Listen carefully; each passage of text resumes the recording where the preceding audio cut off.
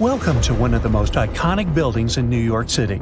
Its official name is the Fuller Building, but thanks to the sharp 25-degree top corner, people began to associate the tower with a flat iron, and today the name Flatiron is stuck both to the skyscraper and the entire district around it. This unusual cake-slice shape has turned the building into a famous tourist destination.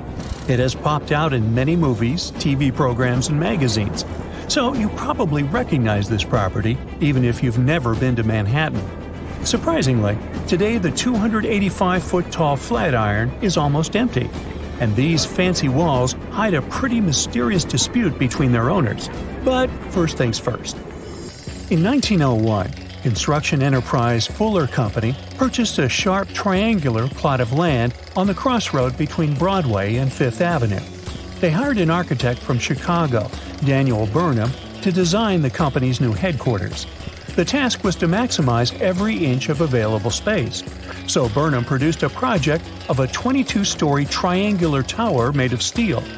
The Flatiron building resembled the shape of a Greek column, which means that its top and bottom are slightly wider than the middle.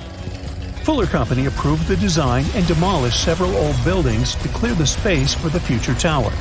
Construction progressed rapidly, and it was completed within a year. Yes, they used to be able to do that. The Flatiron became one of the earliest buildings to have steel for its structural frame instead of load-bearing masonry.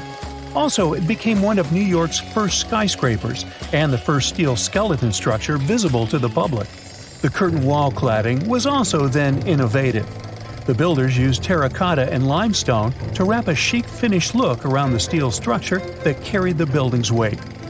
At that time, many people believed that this unusual architecture would fail to withstand high winds. The project's engineers analyzed the tower's aerodynamics and created a steel frame to fight likely problems with the wind. But people still reported experiencing heavy gusts on the street around the building. The Flatiron building had a bunch of other issues. As you may imagine, furnishing this tight space was quite a challenge. Also, the tower didn't originally have any bathrooms for females. That's why lady tenants were at a disadvantage at first. But then the management added ladies' rooms and placed them on odd-numbered floors. Meanwhile, bathrooms for males were placed on even-numbered floors. Also, the first elevators in the building operated on a water hydraulic system, so it took over 10 minutes to get to the top. Now you can see why that system didn't catch on. It's not surprising that the media expressed skepticism over the new building. Some even called it Burnham's folly. But despite the naysayers over the years, the tower has been home to many companies and retail tenants. Also, the Flatiron attracted crowds of people. Gradually, it became a frequent sight in paintings and postcards, and turned into one of the most popular symbols of New York City itself. In 1929, during the Great Depression, the tower was sold at an auction for only $100,000, and in 1966, it got the status of an official city landmark. It means that any renovation or demolition works are impossible without the official permission of the authorities. Furthermore, in 1989, the Flatiron received the fancy status of a National Historic Landmark. The last tenants left the building in 2019, and it has sat empty ever since due to renovation works, which have triggered many disputes among the building's current owners and future tenants. Most of the owners wanted to turn the building into a hotel. Meanwhile, Nathan Silverstein, who owned a 25% stake in the property, wanted to divide it up. Finally, in 2023, the local court organized an auction on the building. The owners, who held 75%, intended to buy out Silverstein's stake to put an end to all disputes over the future of this building. The bid started from $50 million, and the price soared to $190 million thanks to an unexpected bidder, Jacob Garlick. Surprisingly, he beat out everyone and won the auction. Some considered the price that he offered too high because the building required at least $100 million worth of renovation. Hey, it gets better. Garlick disappeared after the auction. He has never paid anything, not even the deposit, and he hasn't yet explained himself to the media. So for now, Garlick's location and intention remains unknown. Little did we know that it's possible to show up at a luxurious auction in New York outbid everyone, and then just vanish into space. Well, according to some experts from the real estate world, it's a very weird situation for a building auction. Usually, the bidders are asked to prove their funds in advance. Some people suspect that Silverstein asked Garlick to attend the auction on purpose, so that he could boost the price and earn more money. But Silverstein claimed that his relationship with Garlick had been distant. On May 20th, the second auction took place. Garlick was absent, but a coalition of syndicates and previous owners won the bid and acquired the Flatiron for $101 million. They haven't yet announced any plans, so today the future of the Flatiron remains uncertain. The age of the Flatiron building is only around 121 years, but this famous and beloved symbol of New York has survived so many chapters, from challenging traditional architecture to surviving multiple crises, including the Great Depression. So, chances are that this iconic tower will surprise us in the future. Oh, by the way, the Flatiron is not the only skyscraper with issues in New York City. Here's the famous half-built Leaning Tower of Manhattan. A 670-foot skyscraper is located at the corner of South Street and Maiden Lane on the East River. The tower was to host 80 super fancy condos to sell for up to $7 million each. The developer also planned to offer yacht services to the tenants. A pre-sale of this luxurious but unfinished project was launched in 2018. But in 2020, the tower began to lean 3 inches to the north. The developer put construction on hold and initiated a huge investigation to figure out why this tower refused to stay straight. Although the reason remains unclear, the consensus appears to be that a weak foundation is to blame. You think? And now, welcome to the Waldorf Astoria, a former host to authorities, royal families, and Hollywood stars, and maybe not so welcome. This Art Deco masterpiece is the very place where Marilyn Monroe once stayed and where Grace Kelly got engaged to Monaco's Prince Rainier III. But in 2017, the famous hotel was closed for a multi-billion-dollar renovation. The property's new Chinese owners, Anbang Insurance, plan to partially turn the hotel rooms into condo apartments by 2019. The condo price was planned to reach up to $18 million per unit. But eventually, something went wrong, and the date of the project completion was postponed until 2025 at best. Although, according to the media, the renovation might have already cost around $2 billion. Some insiders mention poor coordination within the project caused by the dismissal of its American director. They also blame the property's new owner, Dagia Insurance Group, which took over the project after the chairman of Anbang was sent to prison for fraud in 2018. To date, the future of the Waldorf Astoria remains unclear. So I'd try another hotel if you're visiting the Big Apple. And here's another heartbreak hotel story. In 2019, a development firm, Chetrit Group, launched the construction of a 33-story hotel near Madison Square Garden and Penn Station. The project was supposed to open in 2021 and join the management portfolio of IHG Hotels and Resorts, which runs multiple hotels. However, the developer failed to either repay its loan or complete the construction on time. Meanwhile, the hotel remains unfinished, and the estimated investment for its completion totals around $106 million. Hey, you want to finish the job? Wow, every morning 8.5 million people wake up in New York City. But the Big Apple doesn't belong only to humans. This is the city of ants. There are 17 billion of them here. They live in houses, hide in the grass, crawl under asphalt, and climb trees. For every New Yorker, there's a sneaker box filled with ants. City ants are more fortunate than their forest cousins. They don't have any need to look for food. Millions of people leave behind tons of hot dog crumbs, pizza slices, and coffee drips. Insects just have to wait for a lunch break in an office building. Then they gather around benches in the park or cafe tables. A lot of food is waiting for them there. Over 1 billion. That's how many ants are running through the streets and parks of Manhattan. And in this ocean of insects, scientists have been able to spot tiny reddish-brown creatures. These insects don't fit into any of the 13,000 ant species known to science. They're unique and only live in Manhattan. Their kingdom is between 63rd and 76th Streets. Scientists don't know how long the Manhattans have evolved in isolation. They arrived in the U.S. on ships from Europe and were cut off from the rest of the city's infrastructure. But why go anywhere else if there's enough food? The Manhattan loves fast food, especially corn syrup. Because of such a diet, the insect's body has an increased carbon content. This isn't a problem for the ant, though. Carbon helps it adapt to the dry, warm weather of the concrete jungle. Around 20% of New York City is parks and green spaces. White-footed mice live in these places. Scientists have found out that the mice that live in New York have evolved. They're different from their village relatives. These changes are genetical. It's caused by the diet of white-footed rodents that feed on human food waste. For example, New York mice need enlarged livers to process fatty acids from fast food. Central Park in New York is almost twice the size of the Principality of Monaco. A unique centipede is only found in this green area. The creature, called Hoffman's dwarf centipede, doesn't grow any longer than 0.4 inches. It lives in heaps of dry plants and runs on 41 pairs of legs.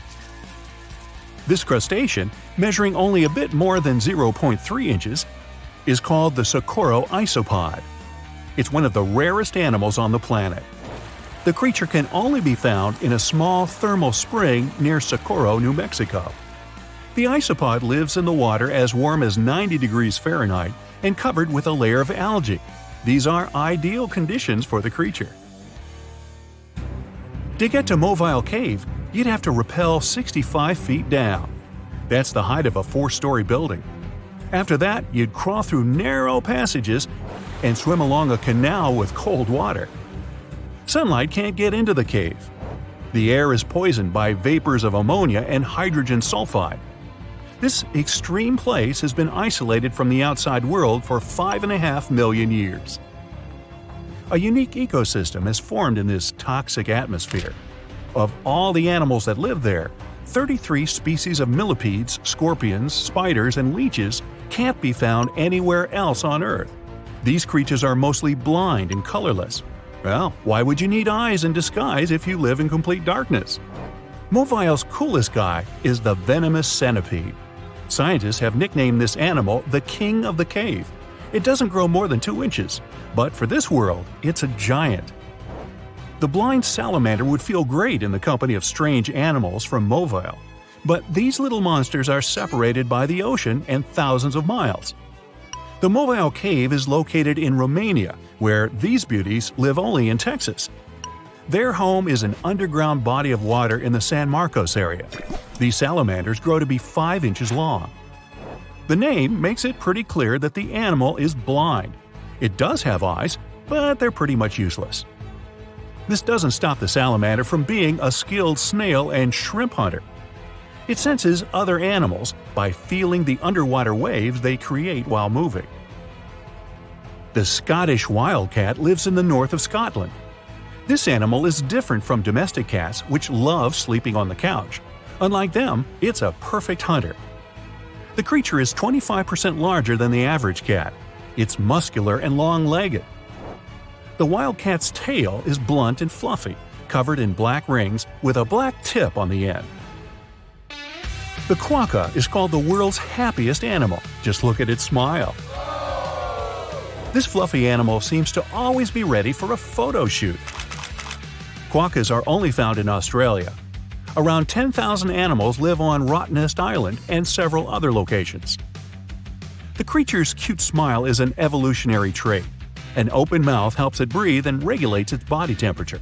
Oh, by the way, if you try to feed a quokka, you'll have to pay a fine of more than $200. This baby will feel comfortable even if you put it on your little finger. The animal lives only on the island of Madagascar. Scientists have found just 2 tiny reptiles, a male and a female. The researchers have named the nano-chameleon Brocchisia nana.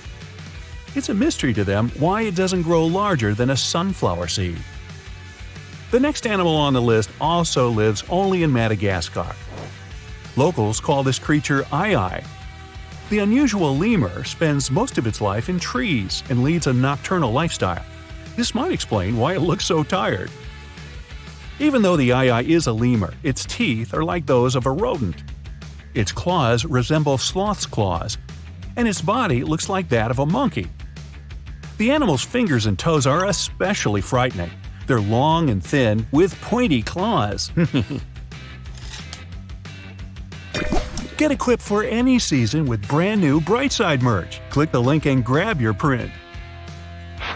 This is a giraffe with its trademark long neck. A zebra is grazing nearby.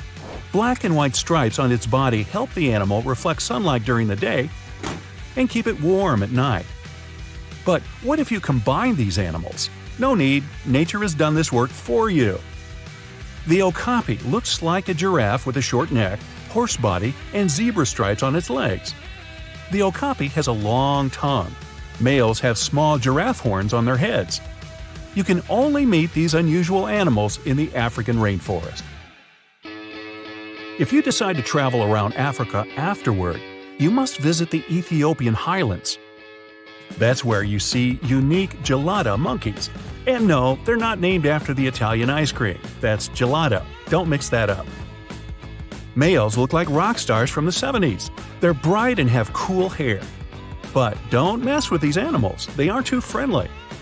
Gelatos spend most of their time on the ground, and the main part of their diet is the grass they collect during the day. Scientists believe that gelatos are the remaining members of an ancient gang of critters. It lived millions of years ago in vast spaces from South Africa to India. Now, imagine people the size of the Statue of Liberty living next to us. Sounds like science fiction. But for the animal world, this is reality. The world's smallest tortoise species, the speckled tortoise, doesn't grow more than 4 inches long. But the Galapagos Islands are home to giant tortoises that reach the length of 5 feet. They also weigh like a sports bike. The largest of them had an incredible weight of 1,000 pounds.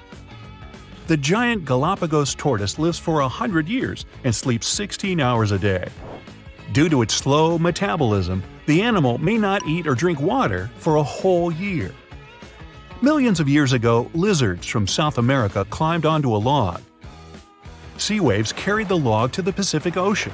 The lizards traveled hundreds of miles and ended up on the Galapagos Islands. They had to evolve to adapt to new conditions. Scientists believe this is how the marine iguanas appeared. These unique animals look like dangerous dragons, but in fact, they feed on plants and are totally harmless. Iguanas spend most of their lives in water. To get rid of sea salt that accumulates in the body, these animals literally sneeze salt. Achoo! The lyrebird lives only in southeastern Australia and the island of Tasmania. The bird has such a strange name because of its tail. It looks like a lyre, a stringed instrument of the ancient Greeks. Lyrebirds are known for their ability to imitate other birds, and not only them. The bird copies animal screams, human voices, chainsaw noises, car and fire alarms, and even the click of a camera. About 12,000 years ago, a salt lake appeared on one of Palau's islands. Today, it's called Jellyfish Lake. This 1,500 by 500-foot reservoir is home to 5 million golden jellyfish. These unique creatures swim to the west shore of the lake every morning. There, jellyfish wait for the sunrise. Then, all day long, they follow the sun. Algae lives in the tissues of the jellyfish, feeding them with energy. These algae can't live without sunlight. Here's a riddle. Which U.S. city is so loved that its name should be repeated twice? You guessed it, New York, New York. But the thing is, how much of New York do we really know? I'm talking about the city that lies under the city. Dare to join me on an underground tour of the Big Apple? Then grab a flashlight, it's about to get dark. We'll start in the heart of Manhattan, in the front of the Romanesque City Hall building. Believe it or not, beneath our feet lies New York's oldest subway station, known as the Old City Hall Station. It opened in 1904 on October 27th, a night of true celebration for New Yorkers. People were so excited, some of them spent the entire night riding the trains back and forth. Before this, urban dwellers moved around in carriages pulled by horses. No wonder the subway was such a hit. You might feel like a time traveler stepping inside the old City Hall station. The architecture is dazzling and one of a kind. They sure don't make subway stations like this one anymore. Fun fact, the old City Hall station would cost $6.2 million if it was built today. Back in the day, it had dozens of brass chandeliers hanging around. It was one of the few spots in town with functioning electricity. And oh, not to mention brand new multicolored tiled arches and stained glass ceilings you can still see today. Impressive, huh? If you decide to wander down the tracks, you might be in for a treat. Underground New York is as fascinating as the city above the ground. But one thing we usually take for granted is the behind the scenes of what the Big Apple needs to function. Down here, you might see one or two of New York's pneumatic mail tubes. These tubes were built back in the 1800s and they were operational up until the 1950s. They were responsible for distributing people's mail through different post offices. Letters flew at an impressive speed of 35 miles per hour. That's almost as fast as a professional runner. It sure sounds like a useful system. But I have to say, it feels weird imagining people's correspondence flying around 15 feet underground. Back to street level. We'll wander around fancy Lexington and Park Avenues. If you look up, you'll see the famous Waldorf Astoria 5-star hotel. Many celebrities have stayed there, including John Lennon and Yoko Ono, as well as presidents such as FDR. This is why the hotel used a secret infrastructure to sneak people inside and out. Under the building, a tunnel known as Track 61 connected the Waldorf Astoria to Grand Central Station. The track was deactivated in the late 70s, but some people say Andy Warhol threw a party there in the 80s. I bet that was something. For the next part of our visit, we'll have to take the subway uptown. We'll get off at 125th Street and find ourselves on the scenic waterfront of Riverside Park. Here, you'll find abandoned tracks of an old metro line. If you follow the tracks, you'll get to an underground graffiti gallery, aka the Freedom Tunnel. The tunnel is named after a graffiti artist from the 80s who is commonly known as Freedom. While exploring these tunnels, we'll see over 40 graffiti pieces he painted over 15 years. There are spray paints of James Dean, Mona Lisa, and even a self-portrait of Freedom himself. Moving on, let's wander around the northern part of NYC for a bit. Walking in Van Cortlandt Park will feel like hiking upstate, but believe me, you're still in the city. Along the way, you'll encounter some big ventilation towers made of stone. These towers were once part of an old New York infrastructure. They make up the remains of what used to be the Croton Aqueduct. In the 1800s, the city's water supply flowed through a 41-mile-long underground tunnel, all the way from Croton River in upstate New York to Bryant Park in Midtown Manhattan. Oh yes, and I should probably tell you that Bryant Park wasn't a park. Instead, it hosted a colossal stone structure that looked pretty much like something ancient Egyptians would build. This 4-acre structure served as the city's water reservoir. It even had a pathway on top so that people could enjoy a nice afternoon stroll while looking at the reservoir's crystalline water. Now, all this exploring might have made you hungry, but don't worry, our next stop includes a yummy treat. We'll have to leave Manhattan and make our way to Brooklyn. In case you didn't know, New York City is made of 5 boroughs: Manhattan, Queens, Bronx, Staten Island, and Brooklyn. Crown Heights, that's our stop. Would you believe me if I told you that beneath these streets lie caves full of aging cheese? How very Parisian of them. To get down there, you'll have to make your way through a century-old building that now works as an office space. Maybe wave hello to all those hardworking people and disappear in one of the stairways that will take you 30 feet below the ground. You won't need a flashlight for this one. The caves are bright and renovated and can hold up to 22,000 pounds of cheese. But hey, it might stink. That's the main reason cheesemakers decided to use underground tunnels to age cheese in the first place. After a bite or two of some delicious cheese, let's keep going. While still in Brooklyn, you might see tons of locals enjoying a sunny day in the McCarran Park pool. This pool is a huge attraction, being 3 times the size of an Olympic pool. As the NYC explorer you are becoming, you might even go for a swim. But hey, there's a much more interesting part to this attraction. The pool was built in the early 1900s, but it was shut down in the 50s.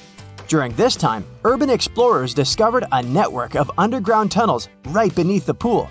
And, of course, you can find a secret entrance and get a peek for yourself. There, you'll not only see the pool's filtration and heating system, but also a lot of graffiti from the time the site was abandoned. Neat! This question may sound weird, but have you ever seen a cow in New York? I sure haven't. Well, maybe there's a reason for that. Apparently, New York still has underground tunnels that were constructed for the transportation of cattle. Once New York started to flood with automobiles, cows became a burden for traffic. Until a 200-foot-long cow passage was built below 12th Street to transport the livestock that was ferried over from New Jersey. These days, you won't be able to visit this place in person because the tunnel was most likely destroyed. But historians found blueprints proving its existence. To add to the list, archaeologists discovered a very peculiar fossil a while back.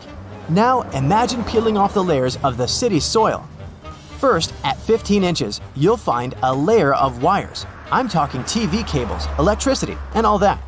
Digging deeper, at 4 feet, you'll see water and sewage pipes. But then, at 15 feet down under the surface of NYC, diggers have found a fossilized shipwreck. The wreck is located right under Broad Street, where there was once shallow water. They believe the wreck dates back to the 1600s. It's 92 feet long and 25 feet wide. Oh, and that's not all. At the intersection of Bowery and Canal Street, engineers stumbled upon a room with its walls and ceiling covered in mirrors. And no one has managed to explain the existence of this bizarre place yet. Our Big Apple Underground visit is coming to an end, but we sure did more than just scratch the surface on this one. Before we finish, let's enjoy the best of what NYC cuisine has to offer, a good old bagel. Who knows, maybe next time we'll do Paris or even London. See you soon, explorer. Wow, looky here. It's New York City, the Big Apple, the city that never sleeps. Hong Kong on the Hudson, the greatest city in the world. New York, New York, the city so nice they named it twice. Alright, I'll stop. You thought you knew this city so well, but underneath all that glitz and glamour is a facade, literally. New York is populated with some of the most iconic urban buildings in the world and home to some of the most unique and famous towers. Who would have known that New York was a front for fake buildings? And the cool thing is that there are plenty to search for.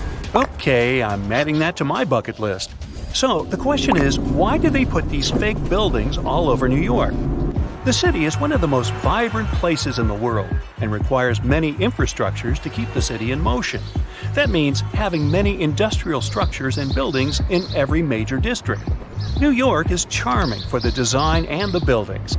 Imagine having industrial structures right next to your favorite pizza parlor or hot dog stand.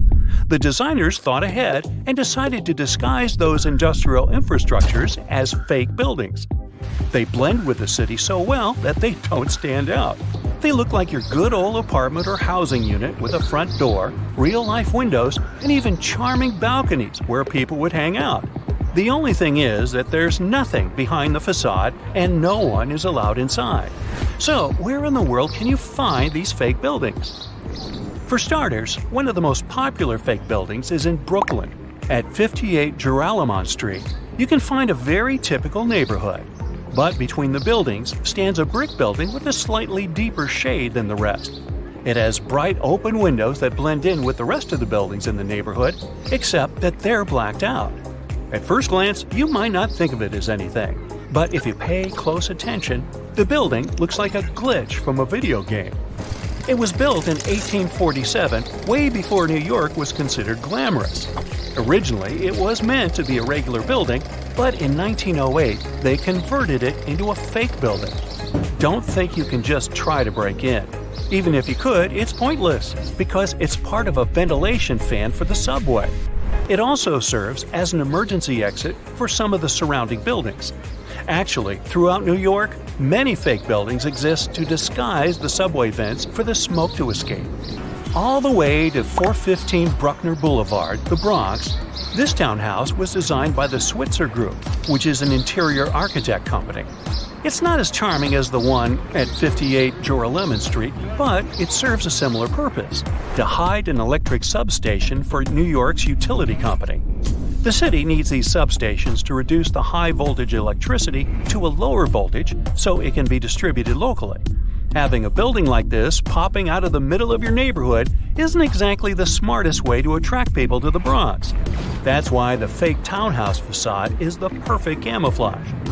Now, some of these fake buildings don't really hit the mark and stick out like a sore thumb. The people of Manhattan describe the Mulberry Square infrastructure as a complete clunker. After plenty of redesigns and back to the drawing board meetings, the result is still not pretty. The locals compare it to a concrete box. They created windows without glass, which doesn't allow the building to blend in with the rest of the neighborhood. But it beats a typical subway ventilation plant either way. There are just so many places to visit and cross off your bucket list. But if you live in China, you can literally stay in the country and visit many iconic cities around the world. The replica cities began when the Chinese economy started booming in the early 90s.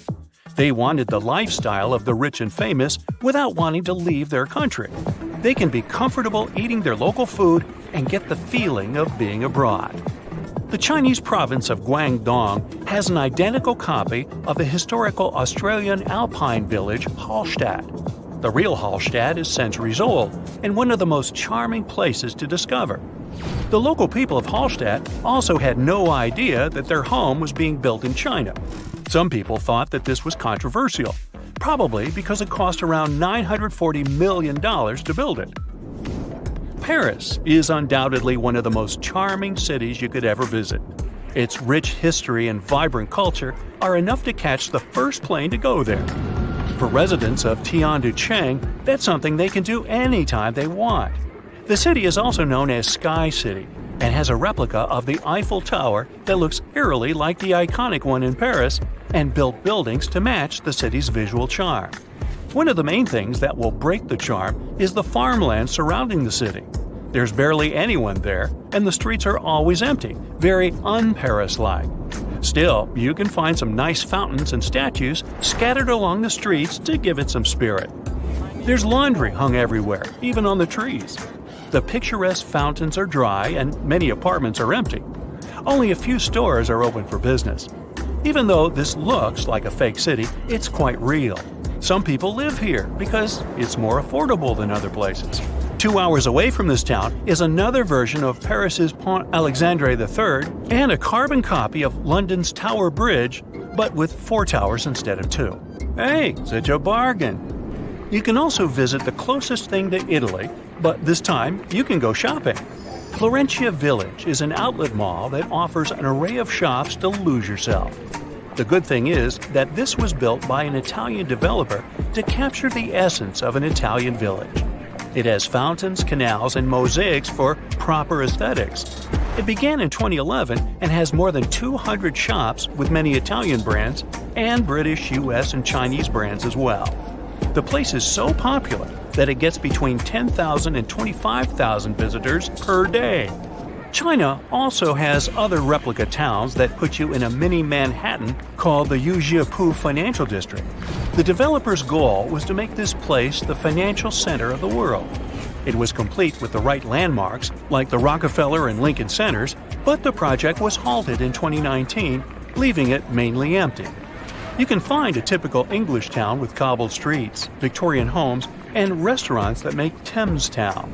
This place was meant to recreate a European lifestyle fantasy without leaving Shanghai. China also has a Dutch town that has some elements of Amsterdam with windmills and famous canals. They even decided to copy some of the landmarks, like the Netherlands Maritime Museum. Here's a bonus story of Lebanon's thinnest building built out of a dispute. It's the story of 2 brothers who both inherited unequal plots of land. One of the brothers happened to get a very thin plot of land and couldn't help but be jealous of his brother's nice plot of land. He wasn't pleased. Both of the lands overlook the Mediterranean Sea in a lively neighborhood of Beirut. So it's no wonder that both brothers couldn't agree on how they should develop their lands. It was obvious that the brother with the most land could build a proper building. The other brother had to improvise. He decided to obstruct his brother's property by constructing a thin building enough to only fit 14 feet at its widest and 2 feet at its most narrow. It was constructed in 1954, and the locals of the area know it as the Grudge. The crazy thing is that the place was once habitable with many visitors enjoying their stay. It's not easy to live there, but it's part of living the experience. The building is still standing, but is empty. Behind those huge steel doors is one of the most guarded places on Earth. It's known as Site R, or the Raven Rock Mountain Complex. You'll find it in Pennsylvania. The construction is 60 stories underground and is said to be a safe place for people in case of a natural or human-made disaster. There's not a lot of information online about this mysterious place, but what we do know is that it's equipped with 38 communication systems. It's obviously not available for visits via Google Earth, but you can catch a quick glance at the 2 gates that face the complex. Vatican City is one of the most famous enclaves on Earth, and it's certainly worth a visit due to its wonderful architecture and vast list of art pieces to check out. One place, however, will always be off limits for visitors: the Vatican's secret archives. They have some of the oldest and rarest books on Earth. These archives are available only to a limited number of people, and since they have been visited by a small number of people so far, they also trigger a lot of weird theories. For example, that there may be books proving there's life outside our planet. If you're fascinated by shipwrecks, you'll be interested to know that one of the largest wrecks you can see on Google Earth is on North Sentinel Island, India. It used to be called the SS Jassim. It was a Bolivian ferry that sank in the area back in 2003. The reason why people can't visit it physically isn't because of the ship itself, but because the island is home to the world's most dangerous tribe. We don't really know how many people live there, but it was estimated that between 50 to 400 people call this place home. And they really don't like tourists. No person that tried to reach them survived. Also, to protect them, their privacy, and their special status, the island is closely monitored by the Indian authorities. That's mostly because it's believed the locals don't have any immunity to modern diseases. So being in contact with foreigners might be dangerous for the tribe's people, since they've never seen the outer world. A huge pink bunny appeared seemingly out of nowhere in the Italian Coleto Fava Mountains back in 2005. Besides the locals, some people stumbled upon it online too. They were puzzled by the discovery. Unfortunately, that 200-foot-tall bunny is completely gone today. You can still find the images of it online though. The unusual object was designed by artists from Vienna. They encouraged tourists to climb, jump, or even take a nap on top of the large rabbit. The whole purpose of the project was to allow people to experience what it would be like to live as smaller creatures. The bunny didn't have any removal date at the time it was placed there and was expected to last at least until 2025. But Mother Nature had other plans. A Japanese artist decided to move back to her little home village named Nagoro. But she soon found out that most of her neighbors were moving to bigger cities. To deal with loneliness, she started putting together scarecrow-like dolls, or kakashi, and placing them all over her garden. She didn't stop there though. The artist soon began doing the same with many other places in her village, creating dolls and placing them as if they were taking part in various human activities. These dolls keep moving around too, but the woman likes to stay true to her story and insists she doesn't touch them. You can see the images of this quirky village on Google Maps. This weird portal was discovered via online maps in New Baltimore, New York. It gave people all sorts of bad dreams. With spooky-looking buildings and all sorts of blurry figures, this area soon became a source for many weird internet theories. Turns out it was nothing more than a technical issue, which resulted in those images being rendered in a distorted manner. Either way, if you look for these images on Google, you won't be able to unsee them. This cute miniature world map was created by an artist from Denmark. He continuously worked on this tedious project from 1944 until 1967, using mostly his hands and just a few tools for moving heavy rocks around. He gathered stones at the edge of the water, then recreated the map of the world on the surface of this lake. During the winter, he was able to use a sled to transport larger pieces of rock over the ice and then place them in the perfect position. Apart from the continents themselves, the map also features rivers and lakes, as well as some other famous landmarks. Care to have a look at a sea without any coasts? Search for the Sargasso Sea. You'll find it in the northern Atlantic Ocean. This weird sea is surrounded by 4 ocean currents and no dry land at all. It got its name from the seaweed that grows there, sargassum. Fingerprints on the lens of a satellite camera? You may be tricked into thinking this if you search for the Finger Maze. It's located in the city of Brighton, UK, and is a large fingerprint created in Hove Park. It also has a maze at the center.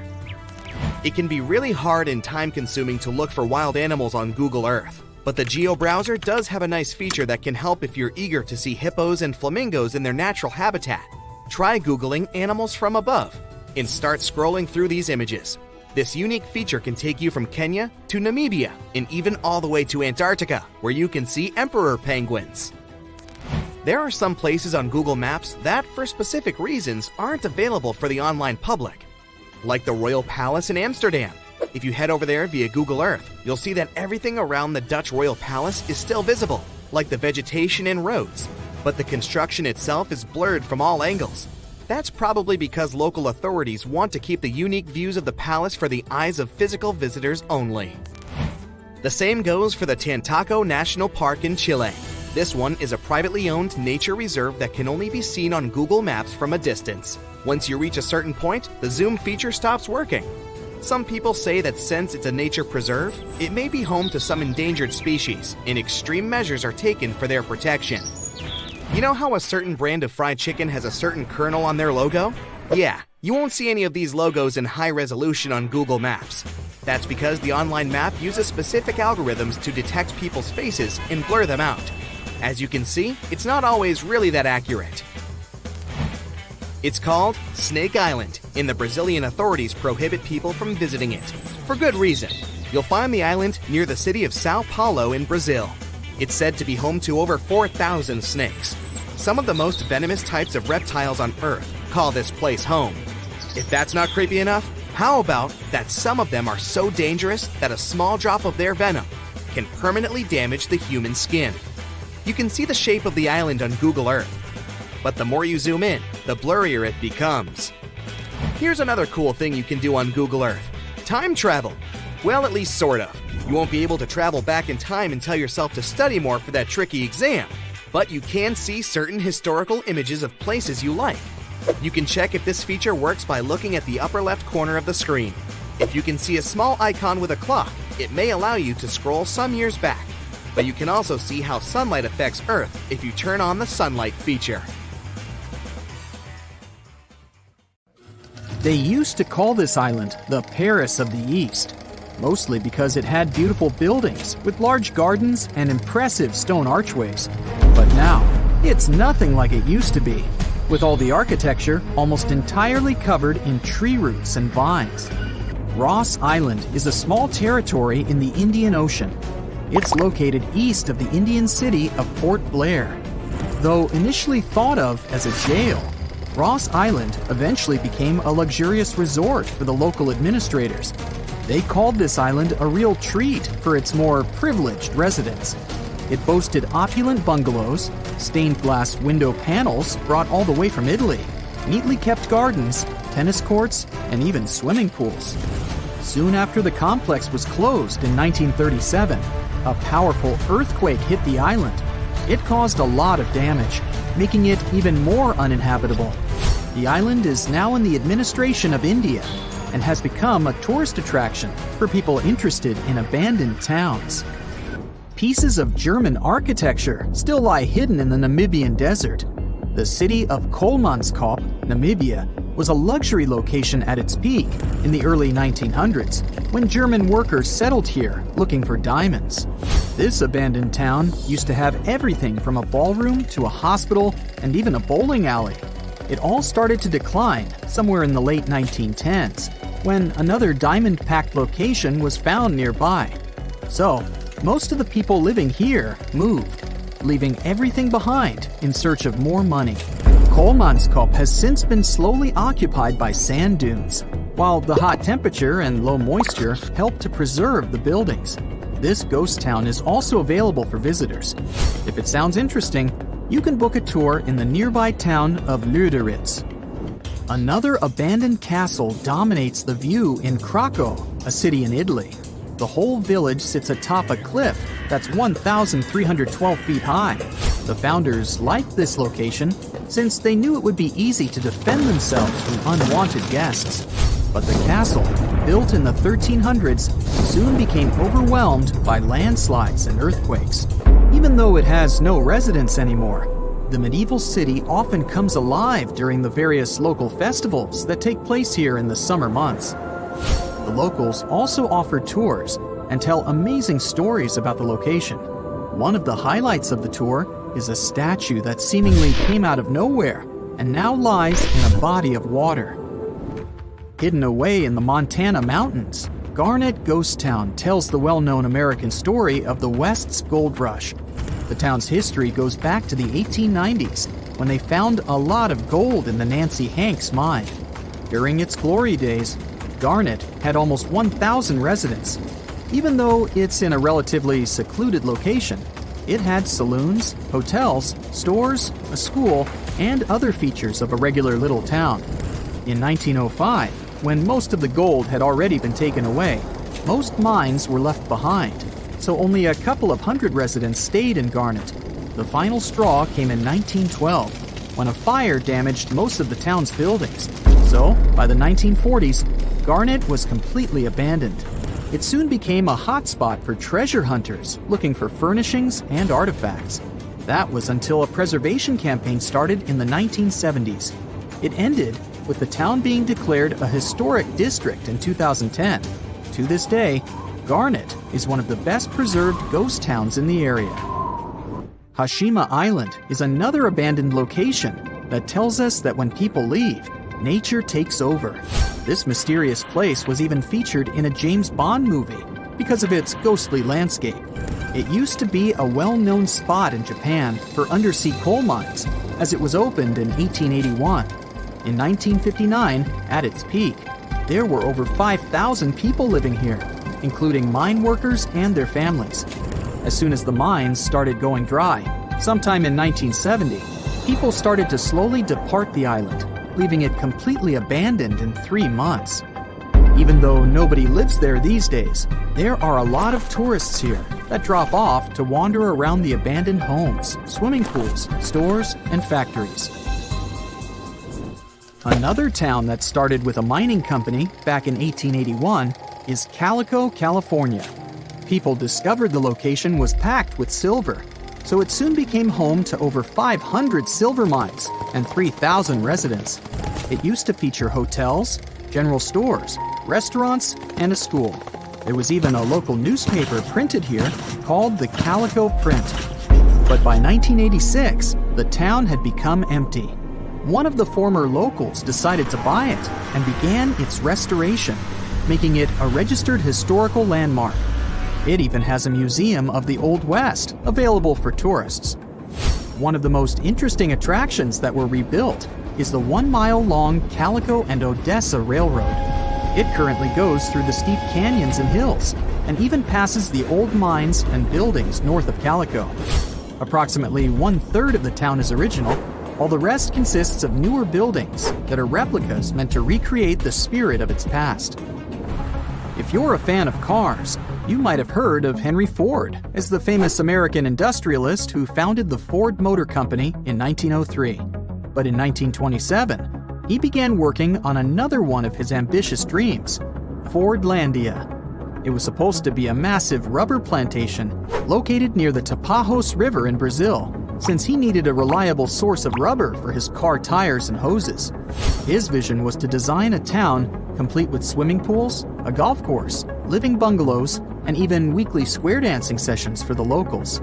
This project was unfortunate to begin with, since the local rubber trees soon got infected with leaf fungus. Even though Henry Ford invested a staggering $20 million into this potential income source, the town failed to produce the needed rubber. He had nothing left to do but to sell it to Brazil in 1945, and soon it was completely abandoned. Many of its buildings are still standing, but have been taken over by the surrounding nature. You can still see curious tourists wandering through it to this day. During its glory days, Hampi was the second largest city in the world. Looking at its ruins today, it's hard to imagine this Indian city used to be filled with temples and bazaars, and that it served as an important center of the Mauryan Empire in the 14th and 15th centuries. It was destroyed in the 16th century, but it still has beautifully preserved forts and markets. It became part of the UNESCO World Heritage in 1986, aiming to protect its buildings, such as the Lotus Mahal, a stone structure that was carved to resemble a lotus flower opening to the sun. A tourist village was constructed back in 1920 along the shore of Epicuén, a salt lake about 370 miles southwest of Buenos Aires in Argentina. It was designed to provide people with a busy city life a breath of fresh air near the restorative salt waters of the nearby lake. It was soon equipped with a railroad station and ended up having a population of more than 5,000 residents. The project was also destined to fail soon enough, as the unusual amount of rain at that time caused Lake Epicuén to swell. In 1985, the water took over the local dam, and the town was flooded. The waters were so deep that they even reached a depth of 33 feet in 1993. They only began to recede in 2009 and left behind the remaining buildings, literally encrusted in salt. No one came back to the town except for Pablo Novak, who returned here back in 2012 and was the only resident of Villa Epicuén at the time. Imagine you decided to take a road trip the old-fashioned way. And by that I mean you decide to do it without the help of any technology. What? So you go to the nearest convenience store and buy a map of each state you plan to pass through. You buckle them up on the passenger seat right next to you and set off on your adventure. During your first week, you arrive in the state of New York. You wave bye-bye to Lady Liberty, eat a slice of pizza, and head upstate. Near the Catskills, you notice you're running low on gas and decide to stop in the nearest town to fill up your tank. You check your map, and it appears that the nearest place is a small village called Aglo, right at the next intersection. You drive a few minutes and pass through a sign that says, "Welcome to Aglo, home of the Aglo General Store." Well, this must be it, you think to yourself. But the town is strangely empty. You can't find the store or the gas station you were looking for. There are no houses. You start to think there might be a mistake. Aglo doesn't seem to exist. This story may sound made up, but it could have actually happened to anyone passing through New York a few years ago. Actually, the so-called town of Aglo is what is called a phantom settlement or a paper town. There are several of these around the world, but Aglo is probably the most famous. Paper towns are basically fake towns. That is, they don't really exist. They're made up of Easter eggs put there by map makers as a kind of copyright trap. Maps are tough to make. To create a map from scratch, one has to do years of fieldwork or analysis of satellite photos. That's why plagiarism has always been rampant among map makers. It's pretty easy to redraw the same geographical features from one map onto a new map, and it is hard to get caught. People are, after all, drawing the exact same world. That's why map makers came up with a way to catch individuals stealing their data. Some map makers may include a mountain that is bigger than they are in reality. Others might add a slight turn on a road, where in reality there is none. For example, in the early 1970s, a fake mountain peak appeared on some Boulder County maps. The addition of this previously unknown peak, called Mount Richard, into local maps began to confuse Colorado rock climbers at the time. It turned out that Mount Richard was one of these copyright traps, put there by a local mapsman called Richard Ciacci. Let's just say he must have decided to pay a tribute to himself with this little addition. Now, adding a paper town is perhaps one of the most extreme solutions, one that mapmakers hope goes unnoticed. But that's not what usually happens, which leads us back to the Aglo story. Mapmakers Ernest Alpertz and Otto Lindbergh from the CDG, General Drafting Corporation, were part of the largest map publishers of the 1930s. Back then, the company was commissioned to create a map of the state of New York. That's when the two men had an idea. In order to prevent copyright infringement, they would create a phantom settlement combining parts of their names together. They came up with the strange name Agloe and added the fake town along Route 206 near the water reservoir of Catskills in upstate New York. The area was supposed to be, in reality, a dirt road. Years later, Rand McNally, another map designing company, produced a map of New York that included a town called Agloe in the same location where CDG had originally placed it. Lindbergh was convinced that he had a copyright case against his competitor, but the story just kept getting more complicated. Both companies went to settle the case in court, but as it turned out, McNally had a legitimate reason for adding Agloe to their version of a New York map. You see, in order to fabricate their maps, McNally did a thorough research on real estate and establishments located in each existing town. And as it turned out, Agloe was not an empty town when they drew their map. Records show that the town housed an establishment named Agloe General Store. Sure, it was the only building in town, but that was enough for the mapmakers to believe that such a town really existed.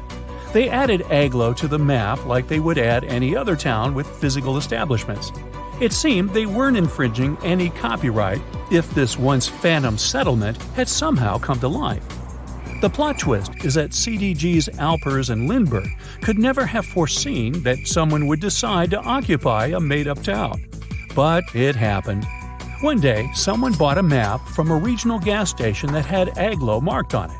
The person wanted to open a store more or less where Agloe existed, so they decided to name the store after the town it was in. They trusted the accuracy of the map they bought and named their business Agloe General Store. After all, why would there be a non-existent town on an official map? The general store didn't last many years, only enough to turn this story into a mess. On the bright side, this whole debacle turned Agloe into a super famous fictitious settlement. It became a tourist spot, with people driving from all over the U.S. to get a picture of the town's welcome sign. Now, as we said before, paper towns are plenty around the world and over time, too. A 2005 BBC documentary revealed that the City of London alone had over 100 tiny fake streets or paper streets around the city. For instance, the so-called Moat Lane is supposedly a curving road in Finchley, North London. But if you ever decide to go visit, you'll find nothing but trees and gardens. And what about Argleton, a town in the north of England? Or, more accurately, an empty field in northeastern England. Argleton existed for a while on Google Maps. There were hotel listings and apartments for rent in town. Well, the only thing is that they weren't really in Argleton, but rather in nearby settlements. It's believed that Google Maps imported these fake streets into its database, as they used renowned copyrighted atlases as their sources. But as the truth about these paper streets surfaced, the company later deleted them. If we turn back the clock a few hundred years, we'll find another mystery story involving a possible phantom settlement. But this isn't a tiny town at an intersection, but rather an entire island. Bermejo Island was speculated to be a tiny inhabited island. It appeared on many maps of the 16th and 17th centuries and was a hot spot for Spanish explorers. Its location sometimes varied slightly from map to map, and occasionally its name appeared as Vermija, but its existence seemed certain enough. It wasn't until the 18th century that the island stopped being depicted in maps altogether. This island's last appearance dates back to a 1921 edition of a Mexican atlas, and then, poof, it dropped out of the horizon altogether. The case of Mexico's disappeared island has raised many questions. Did it sink? Was it destroyed? Are people simply looking for it in the wrong place? 3 official investigations took place in 2009 to locate the island. They used high-end technologies, scouring Mexico's oceans and seabeds. Yet, Bermeja remained nowhere to be found. One can't help but wonder if the island ever existed at all. Similar to modern-day mapmakers, 16th and 17th century mapmakers had their way to trick map users. Instead of copyright traps, these fake towns or even fake islands served as a way to fool and confuse enemies and unwanted voyagers. Since a long time has gone by, it's hard to know whether Bermeja was just another phantom settlement. It stopped being depicted on maps, but this mysterious case still leaves people baffled and confused. It was April 10th, 1912. Richard had just departed from Southampton, England, aboard the most famous ship of the time, dubbed the Unsinkable. Since he had just witnessed a near collision with the SS City of New York, he decided to write to his wife and report the unfortunate and frightening event. "My dearest Sal," he wrote, "we got away yesterday after a lot of trouble." Little did he know that a mere 4 days later, both his pen and the ship he was on would be lost forever at the bottom of the North Atlantic Ocean. Was this some sort of bad omen? Did Richard actually foresee what was about to happen to the ship he was on? In case you haven't figured it out by now, Mr. Richard Geddes was aboard the Titanic on the day that he wrote the letter to his wife. On April 14th, 1912, the ship seemed to have been lost forever. Along with it, so many secrets and treasures have settled at the bottom of the ocean. It took until 1985 for the Titanic's wreck to be finally rediscovered using state-of-the-art sonar technology. Ever since then, they've managed to recover thousands of items from the Titanic, and many of them went on display or auction. Things like jewelry, a life jacket, a menu from the ship's restaurant, or even a sample square of carpet from the first-class stateroom have all captivated the public's attention, just like the many stories of the people on board. Scientists have even tried to come up with strategies to get the Titanic back up altogether to properly study it and stop it from getting more and more damaged at the bottom of the ocean. Some have suggested filling the wreck with ping pong balls to make it float, while others even considered injecting it with 180,000 tons of Vaseline. Another idea was to use 450,000 tons of liquid nitrogen to trap it in an iceberg that would float to the surface. But they eventually had to let go of all these potential strategies, since the Titanic is way too fragile to ever be recovered. The Titanic may be one of the most interesting ships lying at the bottom of the ocean, at least in popular culture, but deep-sea divers have a lot of other stories to share. Planes also sometimes find their way to the bottom of the ocean. Deep-sea divers in Oahu, Hawaii, came across the wreckage of an F-4U Corsair plane. It seems to have crashed into the ocean in 1946, as it didn't have sufficient fuel. If you can dive deep enough, you might even stumble upon statues and lost artifacts, like those found in the world's only underwater archaeological park, off the coast of Naples, Italy. It features the ruins of the ancient Roman city of Baia. The underwater statues found here are breathtaking, to say the least. In an ironic twist of events, some of the equipment we intended to use to get us to the moon was lost at the bottom of the sea for a very long time. But how did that happen? Beginning from the late 1960s and ending in the early 70s, many Apollo rockets were launched to orbit the Earth and the Moon. When reaching altitudes of about 38 miles, the first portion of the spacecraft, including the engines, needed to separate. People thought these components got destroyed or lost forever. But were they really? In 2012, a team of specialists discovered a bunch of rocket engines 14,000 feet off the coast of Florida. They have since gone through a 2-year renovation plan and are now on display at Seattle's Museum of Flight. Can you imagine stumbling upon a whole city underwater? Back in 2001, a lost city was discovered in the Gulf of Cambay, off the coast of India. Some archaeologists believe it to be the oldest city in history. By comparison, it's almost the size of Manhattan and features massive walls and even plazas. They stumbled upon pieces of sculpture, artwork, and even what looked like ancient wooden furniture, believed to date back up to 9,500 years ago and 5,000 years older than any city previously discovered. Okay, how about an underwater river? I can't even imagine what that would look like, but some deep divers claim to have seen it south of Tulum, Mexico. Is that even possible? Well, not really, since the Cenote Angelita Cave is not a true river, but a very special type of optical illusion. It's formed by a halocline, meaning a cloud of hydrogen sulfide at the bottom of this underwater cave. Turns out you can actually swim right through this cloud, which makes you feel like you're swimming through a flowing body of water. Not all things discovered underwater are inanimate objects. Some of them are actually quite scary sea creatures. A jellyfish might not be on your list of things to look out for if you can avoid the stings.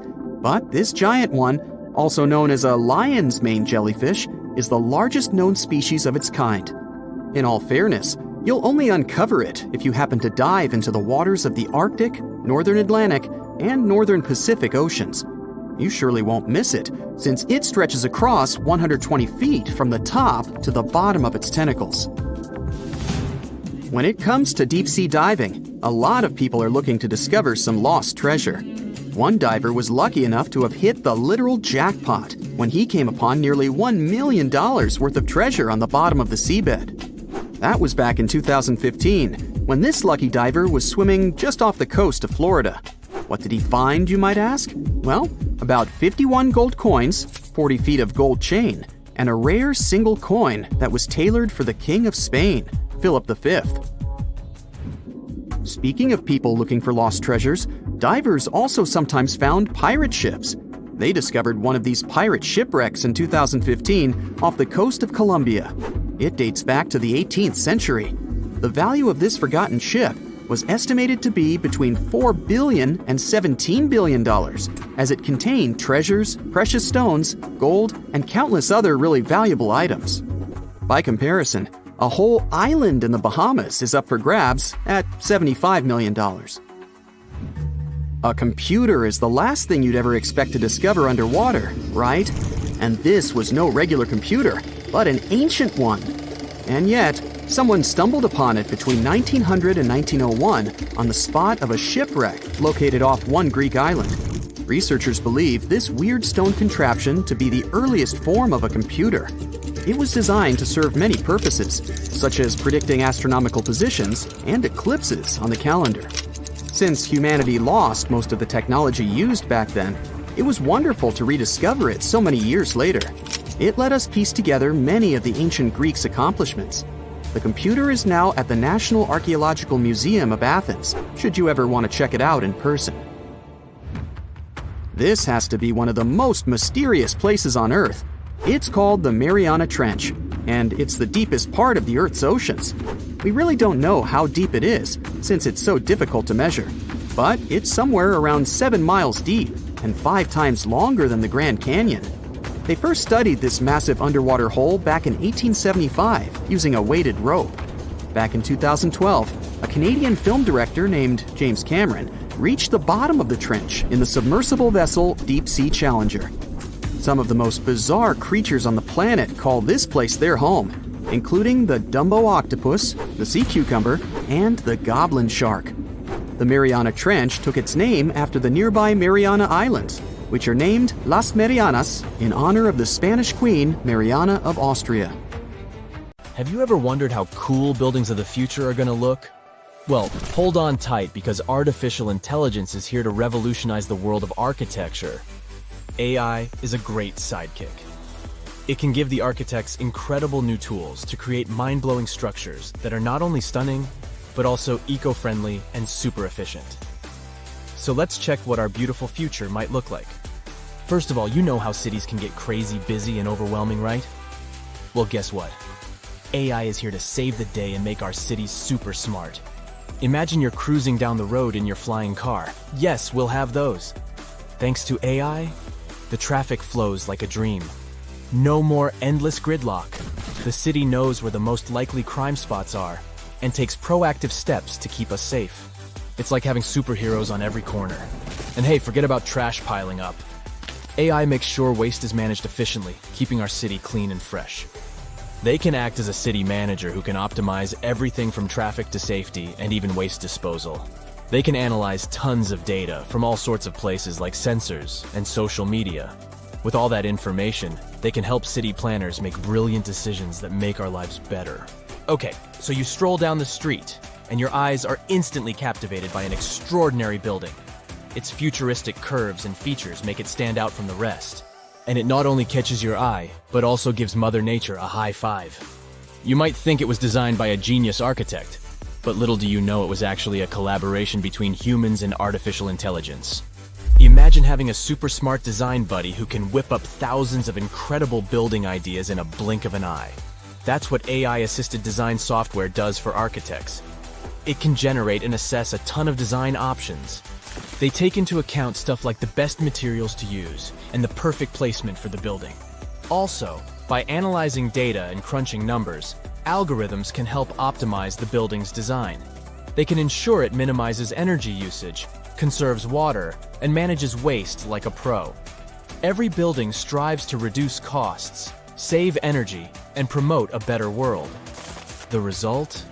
Architectural masterpieces that are both jaw-droppingly beautiful and super practical. The cityscape of the future will be dotted with these awe-inspiring structures. Oh, but that wasn't impressive enough for you? Well, how about a stunning, futuristic building that seems to defy gravity? It's not made of traditional bricks and mortar, oh no. This marvel was created using the powers of 3D printing. With the help of AI, architects designed every intricate detail and fed all the important data, like what materials to use and how the site conditions might affect the structure.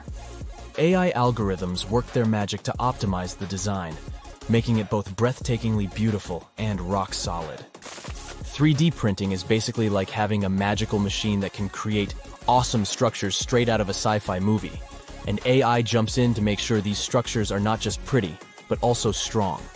In the city of the future, 3D printing will become the ultimate architect's tool.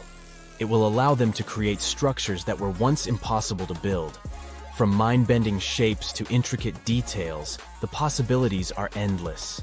But AI isn't just making buildings look great, it also makes them efficient and cozy. Let's say you step into a futuristic office building, and voila! The lights automatically adjust to match your mood, and the temperature is set perfectly for you. These futuristic buildings are capable of sensing and responding to their surroundings, just like you do. They control the lighting, keeping it just right for the time of day. They manage the temperature, so it's always cozy and comfortable. They even keep a watchful eye on security and fix small issues before they become big headaches. So, the smart building knows when people come and go, so it optimizes energy usage accordingly, saving the planet and some cash along the way. Now the cool thing is, all these aren't the only possibilities. How about turning skyscrapers into a vertical forest? Recently, an architect from India got super excited about the power of artificial intelligence. So, he decided to team up with an image bot called Midjourney to create a vision for the future.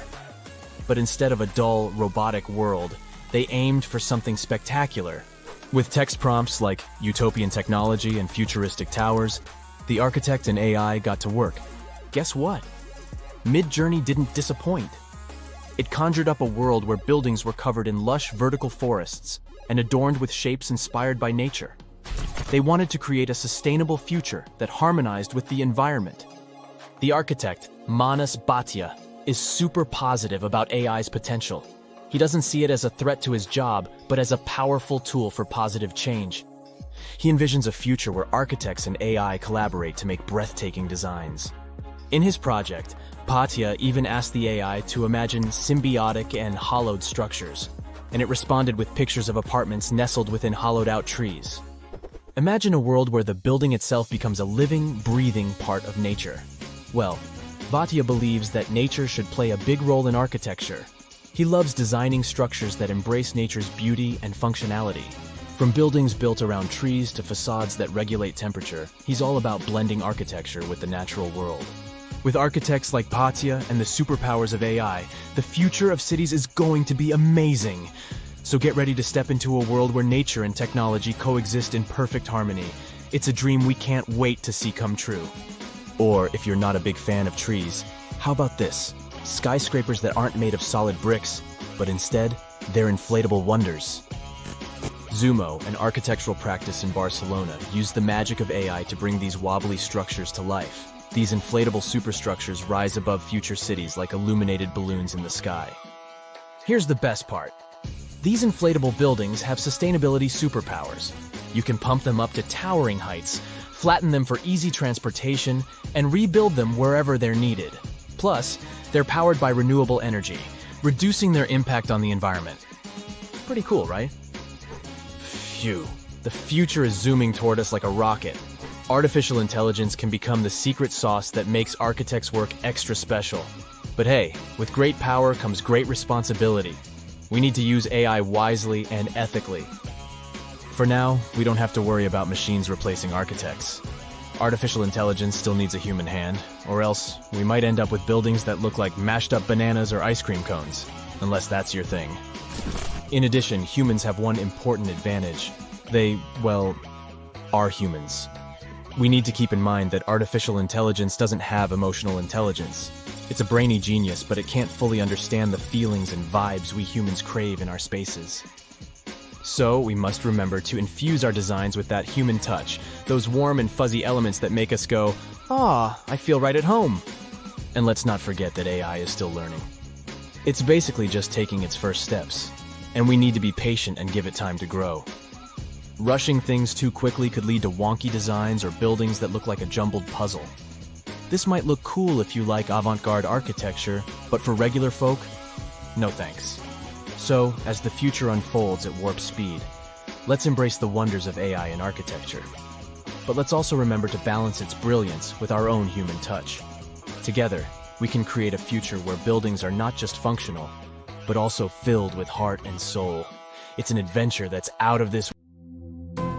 Wow, every morning 8.5 million people wake up in New York City. But the Big Apple doesn't belong only to humans. This is the city of ants. There are 17 billion of them here. They live in houses, hide in the grass, crawl under asphalt, and climb trees. For every New Yorker, there's a sneaker box filled with ants. City ants are more fortunate than their forest cousins. They don't have any need to look for food. Millions of people leave behind tons of hot dog crumbs, pizza slices, and coffee drips. Insects just have to wait for a lunch break in an office building. Then they gather around benches in the park or cafe tables. A lot of food is waiting for them there. Over 1 billion. That's how many ants are running through the streets and parks of Manhattan. And in this ocean of insects, scientists have been able to spot tiny reddish-brown creatures. These insects don't fit into any of the 13,000 ant species known to science. They're unique and only live in Manhattan. Their kingdom is between 63rd and 76th Streets. Scientists don't know how long the Manhattans have evolved in isolation. They arrived in the U.S. on ships from Europe and were cut off from the rest of the city's infrastructure. But why go anywhere else if there's enough food? The Manhattan loves fast food, especially corn syrup. Because of such a diet, the insect's body has an increased carbon content. This isn't a problem for the ant, though. Carbon helps it adapt to the dry, warm weather of the concrete jungle. Around 20% of New York City is parks and green spaces. White-footed mice live in these places. Scientists have found out that the mice that live in New York have evolved. They're different from their village relatives. These changes are genetical. It's caused by the diet of white-footed rodents that feed on human food waste. For example, New York mice need enlarged livers to process fatty acids from fast food. Central Park in New York is almost twice the size of the Principality of Monaco. A unique centipede is only found in this green area. The creature, called Hoffman's dwarf centipede, doesn't grow any longer than 0.4 inches. It lives in heaps of dry plants and runs on 41 pairs of legs. This crustacean, measuring only a bit more than 0.3 inches, is called the Socorro isopod. It's one of the rarest animals on the planet. The creature can only be found in a small thermal spring near Socorro, New Mexico. The isopod lives in the water as warm as 90 degrees Fahrenheit and covered with a layer of algae. These are ideal conditions for the creature. To get to Mobile Cave, you'd have to rappel 65 feet down. That's the height of a 4-story building. After that, you'd crawl through narrow passages and swim along a canal with cold water. Sunlight can't get into the cave. The air is poisoned by vapors of ammonia and hydrogen sulfide. This extreme place has been isolated from the outside world for 5.5 million years. A unique ecosystem has formed in this toxic atmosphere. Of all the animals that live there, 33 species of millipedes, scorpions, spiders, and leeches can't be found anywhere else on Earth. These creatures are mostly blind and colorless. Well, why would you need eyes in disguise if you live in complete darkness? Movile's coolest guy is the venomous centipede. Scientists have nicknamed this animal the king of the cave. It doesn't grow more than 2 inches, but for this world, it's a giant. The blind salamander would feel great in the company of strange animals from Movile, but these little monsters are separated by the ocean and thousands of miles. The Movile Cave is located in Romania, where these beauties live only in Texas. Their home is an underground body of water in the San Marcos area. These salamanders grow to be 5 inches long. The name makes it pretty clear that the animal is blind. It does have eyes, but they're pretty much useless. This doesn't stop the salamander from being a skilled snail and shrimp hunter. It senses other animals by feeling the underwater waves they create while moving. The Scottish wildcat lives in the north of Scotland. This animal is different from domestic cats, which love sleeping on the couch. Unlike them, it's a perfect hunter. The creature is 25% larger than the average cat. It's muscular and long-legged. The wildcat's tail is blunt and fluffy, covered in black rings with a black tip on the end. The quokka is called the world's happiest animal. Just look at its smile. This fluffy animal seems to always be ready for a photo shoot. Quokkas are only found in Australia. Around 10,000 animals live on Rottnest Island and several other locations. The creature's cute smile is an evolutionary trait. An open mouth helps it breathe and regulates its body temperature. Oh, by the way, if you try to feed a quokka, you'll have to pay a fine of more than $200. This baby will feel comfortable even if you put it on your little finger. The animal lives only on the island of Madagascar. Scientists have found just 2 tiny reptiles, a male and a female. The researchers have named the nano-chameleon Brookesia nana. It's a mystery to them why it doesn't grow larger than a sunflower seed. The next animal on the list also lives only in Madagascar. Locals call this creature Ii. The unusual lemur spends most of its life in trees and leads a nocturnal lifestyle. This might explain why it looks so tired. Even though the Ii is a lemur, its teeth are like those of a rodent. Its claws resemble sloth's claws, and its body looks like that of a monkey. The animal's fingers and toes are especially frightening. They're long and thin, with pointy claws.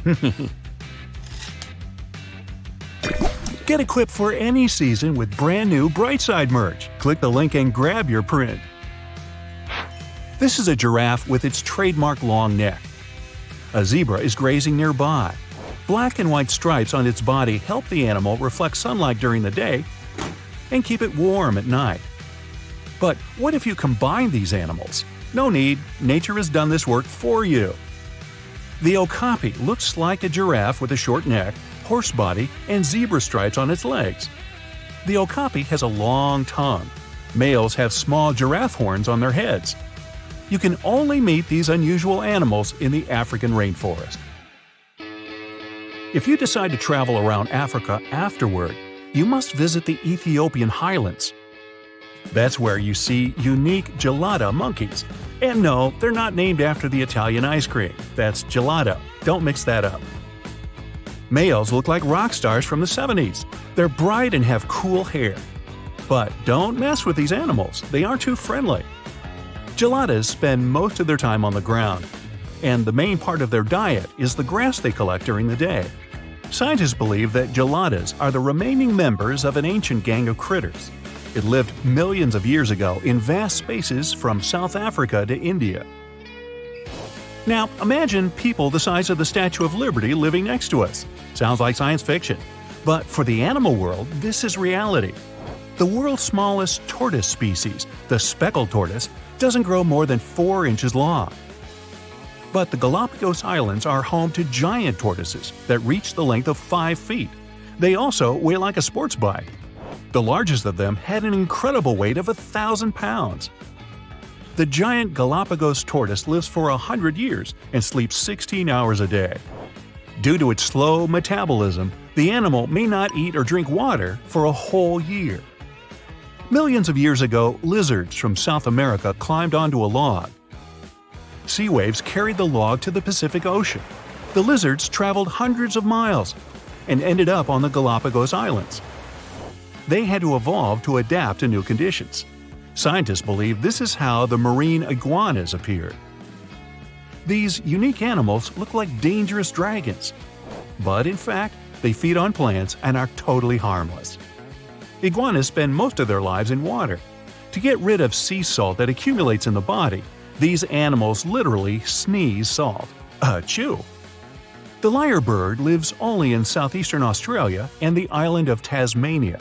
The bird has such a strange name because of its tail.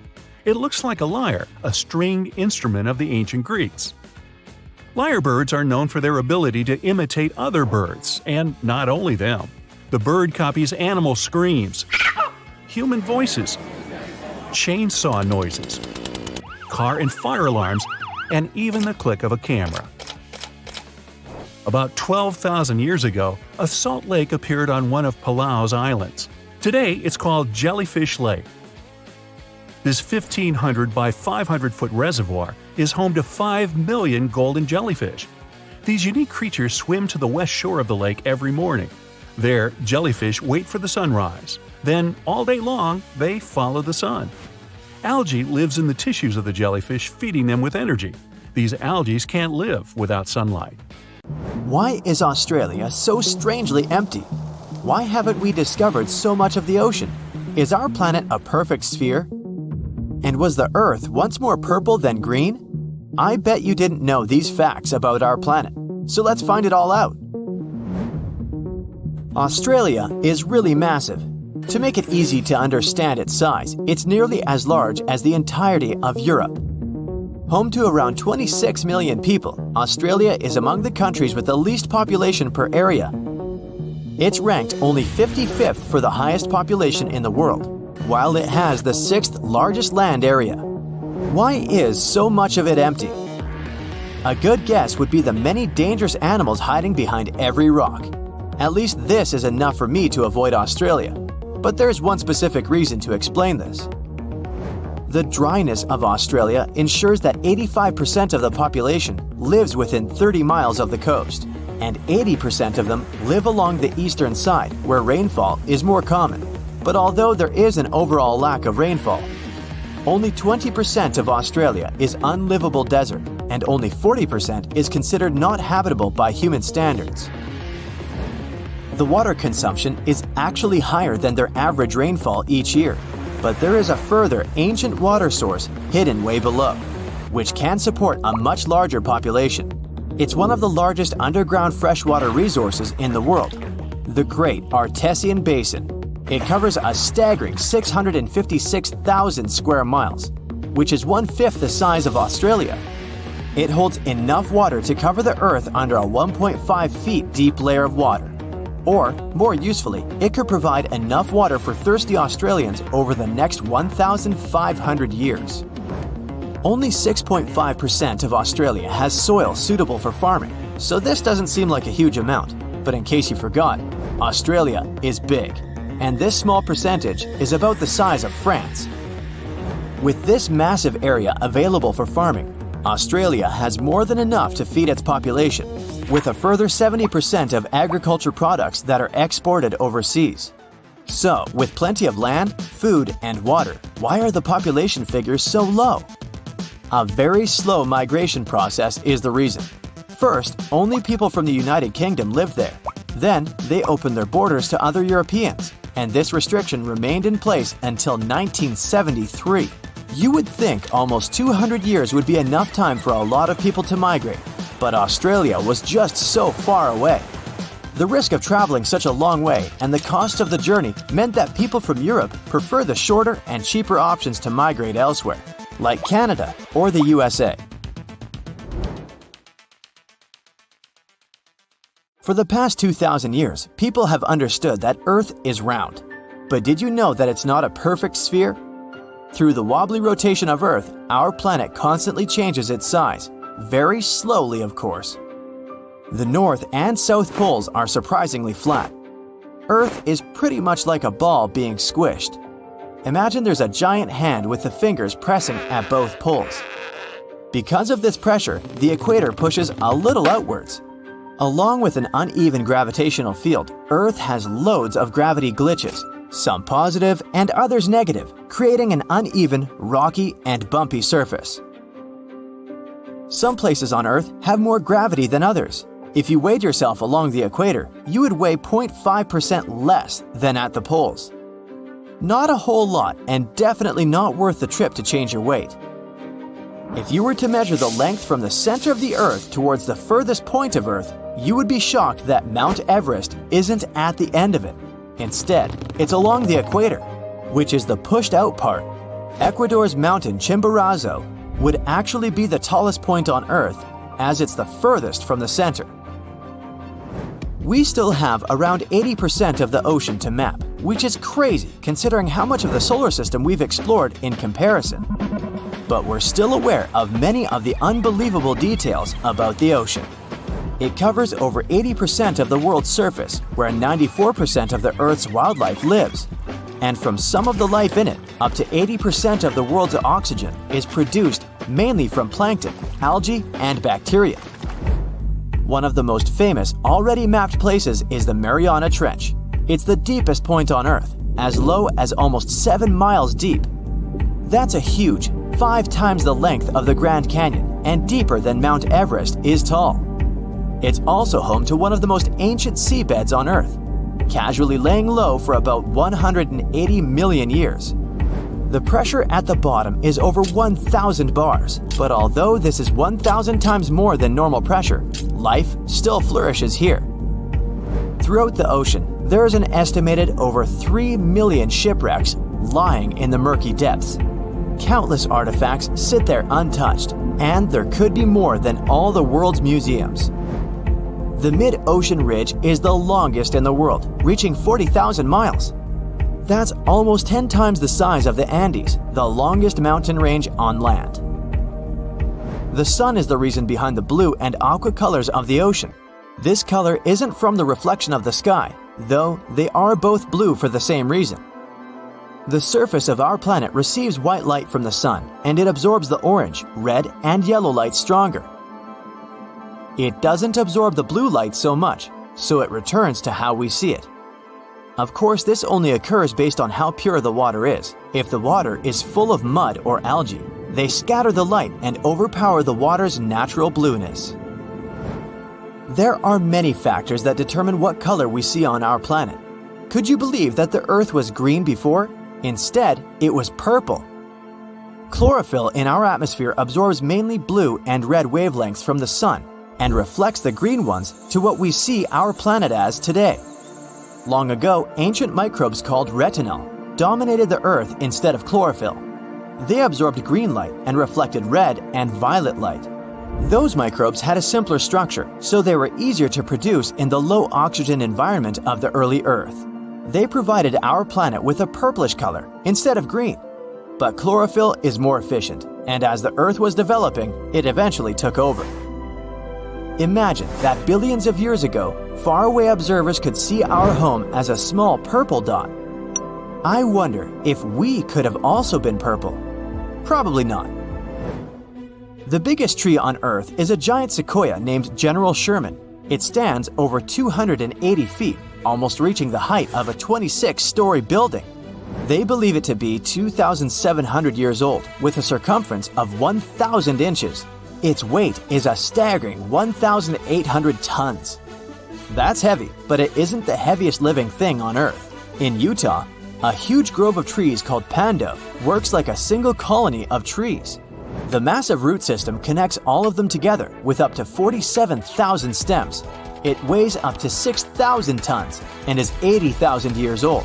It makes it the oldest living thing known to humans.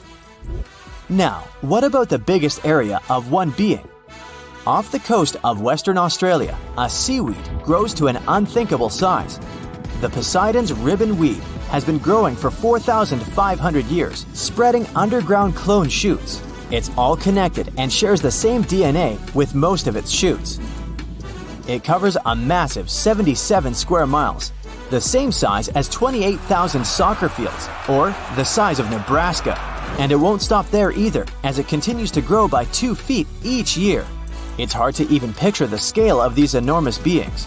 Now, just imagine if they were all purple. New Zealand is a hidden gem in terms of size and climate. It's like the Clark Kent of countries, bigger than you think, and with some serious superpowers. Let's take a closer look at the map. You see those 2 islands? They may have simple names, but they're actually giants in disguise. The North Island and South Island are the 14th and 12th largest islands in the world. Who would have thought New Zealand was hiding such big secrets? And speaking of size, New Zealand is even bigger than the UK. That's right, it takes the 75th place on the chart of countries by area. Bonus, the climate is still perfect for any human out there. No dry season, warm summers, and mild winters. It's like the country was designed by Goldilocks herself. With all those perks, you'd think millions of people would be flocking to New Zealand. Like the UK is cool, and there's a lot of people, about 68 million people.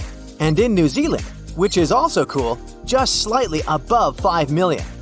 Wait, hold on a sec. Let me double check. Seems like I've lost a zero somewhere. Nope, I was right. There are 5.2 million people living in New Zealand. Hold up a minute.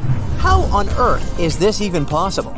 New Zealanders got it all. The perfect setting, the ideal weather, and they can even crash in a hobbit hole if that's their thing. And the craziest part is they can use hobbit money to actually pay. I kid you not. New Zealand is the only country in the world that can legally use hobbit coins as currency. These coins feature characters like Bilbo Baggins and Gandalf and are totally legit. Although, let's be real, their face value won't get you very far. The most expensive one is made of pure gold and costs a whopping 3,695 New Zealand dollars, which is slightly more than 2,000 in US dollars. But it only has a face value of 10 New Zealand dollars, which is just $6. So dudes who are into Tolkien with some extra cash to burn, New Zealand might be your next vacation spot. New Zealand sounds fun, huh? But wait, where are all the people at? It's like a ghost town up in here. Let's take a closer look at why this place is so sparsely populated. According to some sources, a whopping 80% of the country is empty. That's right, you could probably shout your deepest secrets into the void and no one would hear you. Now let's break it down with some fancy schmancy pie charts. As it turns out, only 23% of the population lives in the South Island, while a whopping 77% reside in the North Island. And get this, even though the North Island is smaller, it's where all the cool kids are hanging out. Speaking of cool kids, about 37% of New Zealanders live in Auckland. Yeah, you heard that right. Not even the capital city can compete with Auckland's popularity. Wellington is the capital, and it only has about 200,000 people living there. I mean, come on, even Alaska has more people than that. So, the South Island of the country is basically in the middle of nowhere. It's like a ghost town, but with mountains and more sheep than you can count.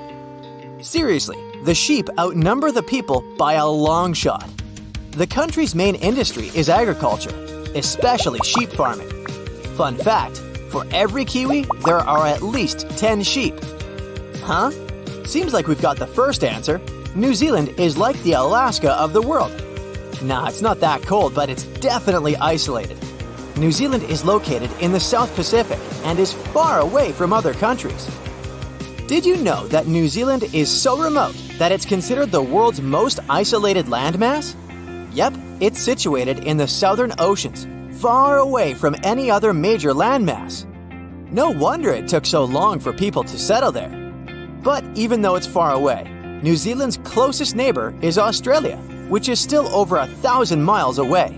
And if you're thinking of flying there, be prepared for a long and expensive journey.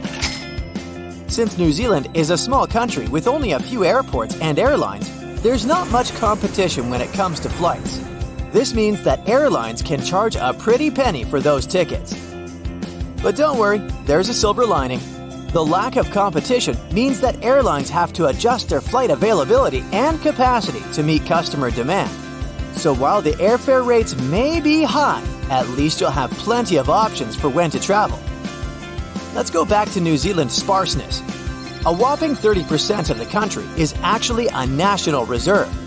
That's like having a third of your backyard declared as a protected area. No wonder New Zealand is known for its stunning green hills and forests that are filled with all sorts of plants and wildlife. From Mount Cook to Milford Sound, Tongariro and Coromandel, this country is truly a natural paradise. And you know what's even cooler?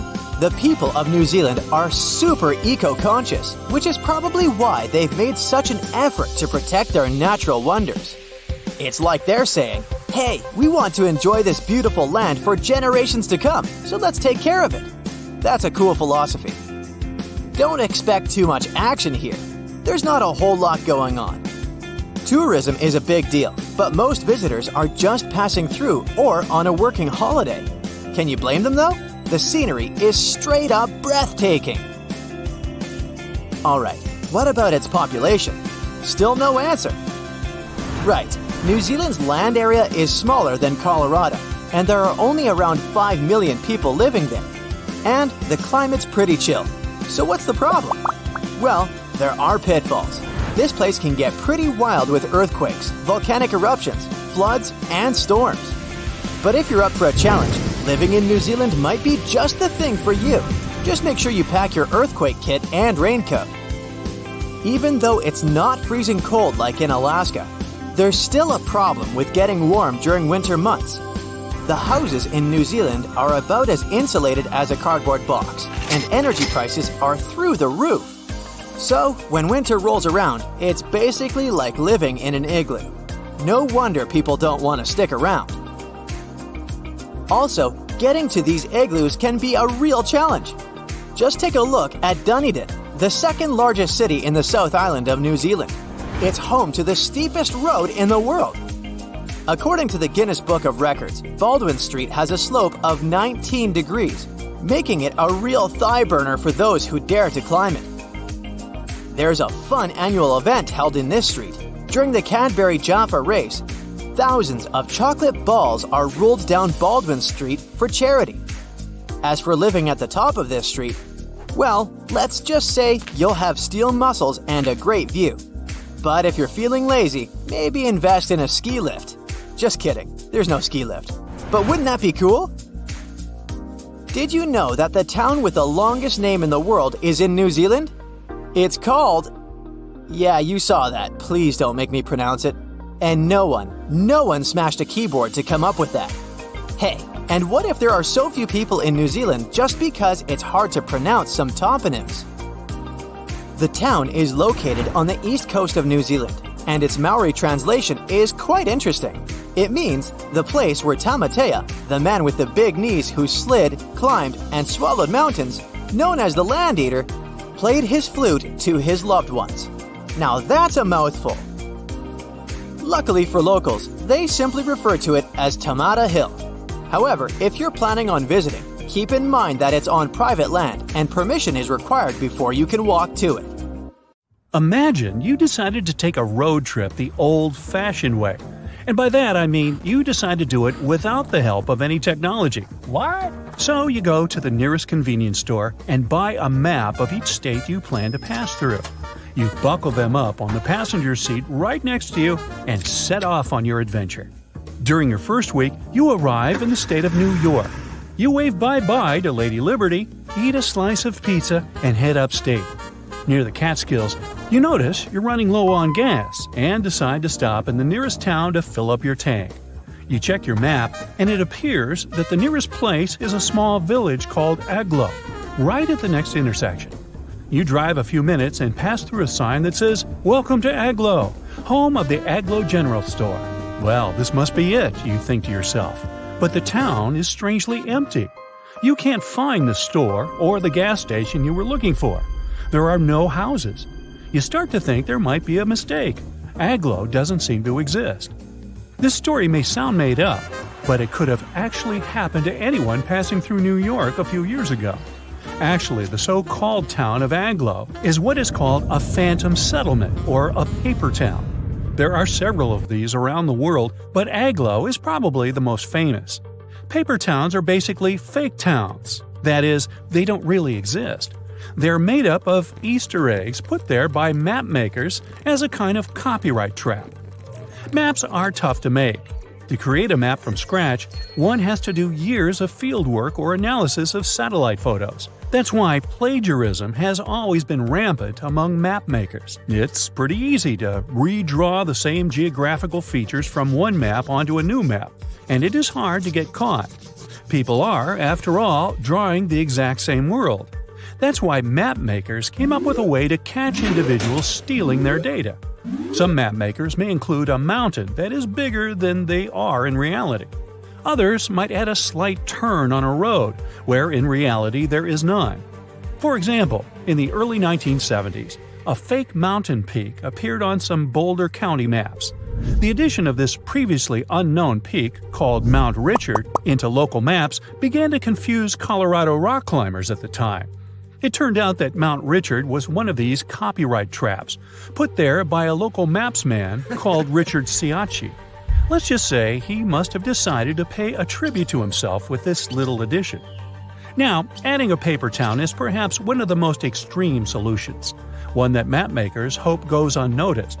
But that's not what usually happens, which leads us back to the Agloe story. Mapmakers Ernest Alpertz and Otto Lindbergh from the CDG, General Drafting Corporation, were part of the largest map publishers of the 1930s. Back then, the company was commissioned to create a map of the state of New York. That's when the two men had an idea. In order to prevent copyright infringement, they would create a phantom settlement combining parts of their names together. They came up with the strange name Agloe and added the fake town along Route 206 near the water reservoir of Catskills in upstate New York. The area was supposed to be, in reality, a dirt road. Years later, Rand McNally, another map designing company, produced a map of New York that included a town called Agloe in the same location where CDG had originally placed it. Lindbergh was convinced that he had a copyright case against his competitor, but the story just kept getting more complicated. Both companies went to settle the case in court, but as it turned out, McNally had a legitimate reason for adding Agloe to their version of a New York map. You see, in order to fabricate their maps, McNally did a thorough research on real estate and establishments located in each existing town. And as it turned out, Agloe was not an empty town when they drew their map. Records show that the town housed an establishment named Agloe General Store. Sure, it was the only building in town, but that was enough for the mapmakers to believe that such a town really existed. They added Agloe to the map like they would add any other town with physical establishments. It seemed they weren't infringing any copyright if this once phantom settlement had somehow come to life. The plot twist is that CDG's Alpers and Lindbergh could never have foreseen that someone would decide to occupy a made-up town. But it happened. One day, someone bought a map from a regional gas station that had Agloe marked on it. The person wanted to open a store more or less where Agloe existed, so they decided to name the store after the town it was in. They trusted the accuracy of the map they bought and named their business Agloe General Store. After all, why would there be a non-existent town on an official map? The general store didn't last many years, only enough to turn this story into a mess. On the bright side, this whole debacle turned Agloe into a super famous fictitious settlement. It became a tourist spot, with people driving from all over the U.S. to get a picture of the town's welcome sign. Now, as we said before, paper towns are plenty around the world and over time, too. A 2005 BBC documentary revealed that the City of London alone had over 100 tiny fake streets or paper streets around the city. For instance, the so-called Moat Lane is supposedly a curving road in Finchley, North London. But if you ever decide to go visit, you'll find nothing but trees and gardens. And what about Argleton, a town in the north of England? Or, more accurately, an empty field in northeastern England. Argleton existed for a while on Google Maps. There were hotel listings and apartments for rent in town. Well, the only thing is that they weren't really in Argleton, but rather in nearby settlements. It's believed that Google Maps imported these fake streets into its database, as they used renowned copyrighted atlases as their sources. But as the truth about these paper streets surfaced, the company later deleted them.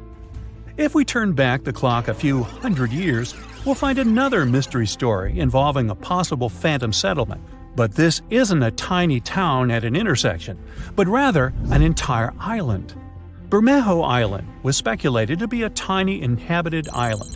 It appeared on many maps of the 16th and 17th centuries and was a hot spot for Spanish explorers. Its location sometimes varied slightly from map to map, and occasionally its name appeared as Bermeja, but its existence seems certain enough. It wasn't until the 18th century that the island stopped being depicted in maps altogether. This island's last appearance dates back to a 1921 edition of a Mexican atlas, and then, poof, it dropped out of the horizon altogether. The case of Mexico's disappeared island has raised many questions. Did it sink? Was it destroyed? Are people simply looking for it in the wrong place?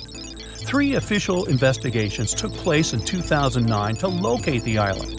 They used high-end technologies, scouring Mexico's oceans and seabeds. Yet, Bermeja remained nowhere to be found.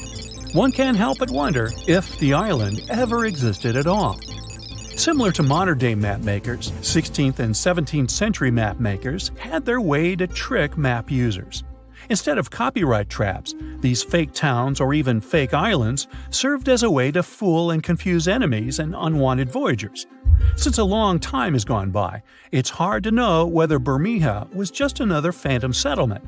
It stopped being depicted on maps, but this mysterious case still leaves people baffled and confused.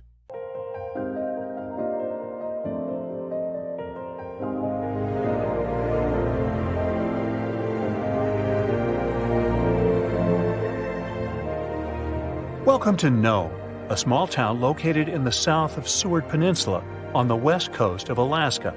If you live here, I'll bet you say there's no place like Nome. Well, maybe not. It's cold and snowy here, and no roads connect this town with other settlements. And with the onset of night, locals have disappeared here without a trace. Perhaps that's why only 3,500 people live here. Well, let's investigate this case.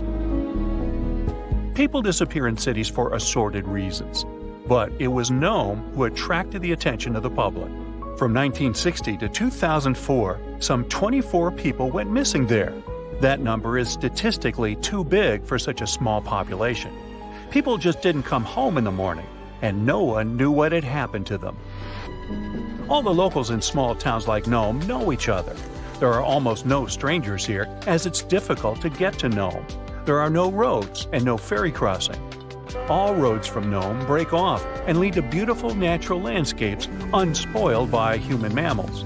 You can get there and back by plane. And this is not some passenger jet, but a small biplane. Another way to get there is by snowmobile. By the way, Nome is the ultimate point of the famous dog sled race, the Iditarod. Also, you can pay locals from neighboring villages and towns to bring you to Nome by motorboat. But despite this, the town has become quite famous. The frequent disappearance of people finally got needed attention. The whole world found out about Nome, and in 2009, Hollywood even made a movie about it. For a long time, no one could solve the mystery. The police had no clues, no witnesses, nothing. There are long, cold nights here in winter, and the air becomes so cold that a glass of water freezes in minutes. Snow can fall constantly. Therefore, if someone leaves the town at night, snow will sweep all traces away by the morning. Of course, people began to come up with their own theories. The most popular one was about someone who took people away by force. The police didn't find any evidence that some person could do it. So, if it's not a human, it could be some beast. And again, police found no evidence to support this version. After that, people started thinking that creatures from other planets caused these disappearances. Many locals were sure that the town was a popular destination for extraterrestrial spaceships.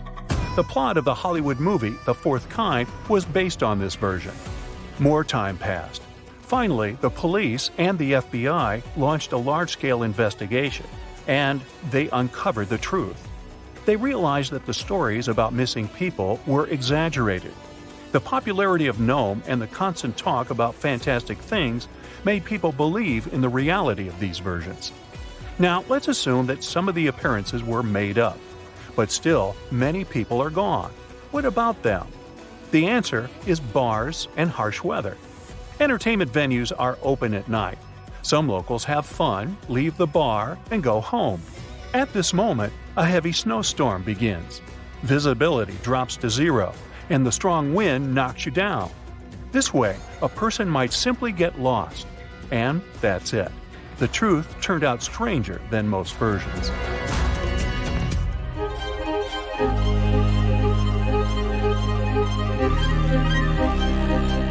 The Bermuda Triangle is a big area in the Atlantic Ocean, so the disappearance of ships and planes there seems not so surprising.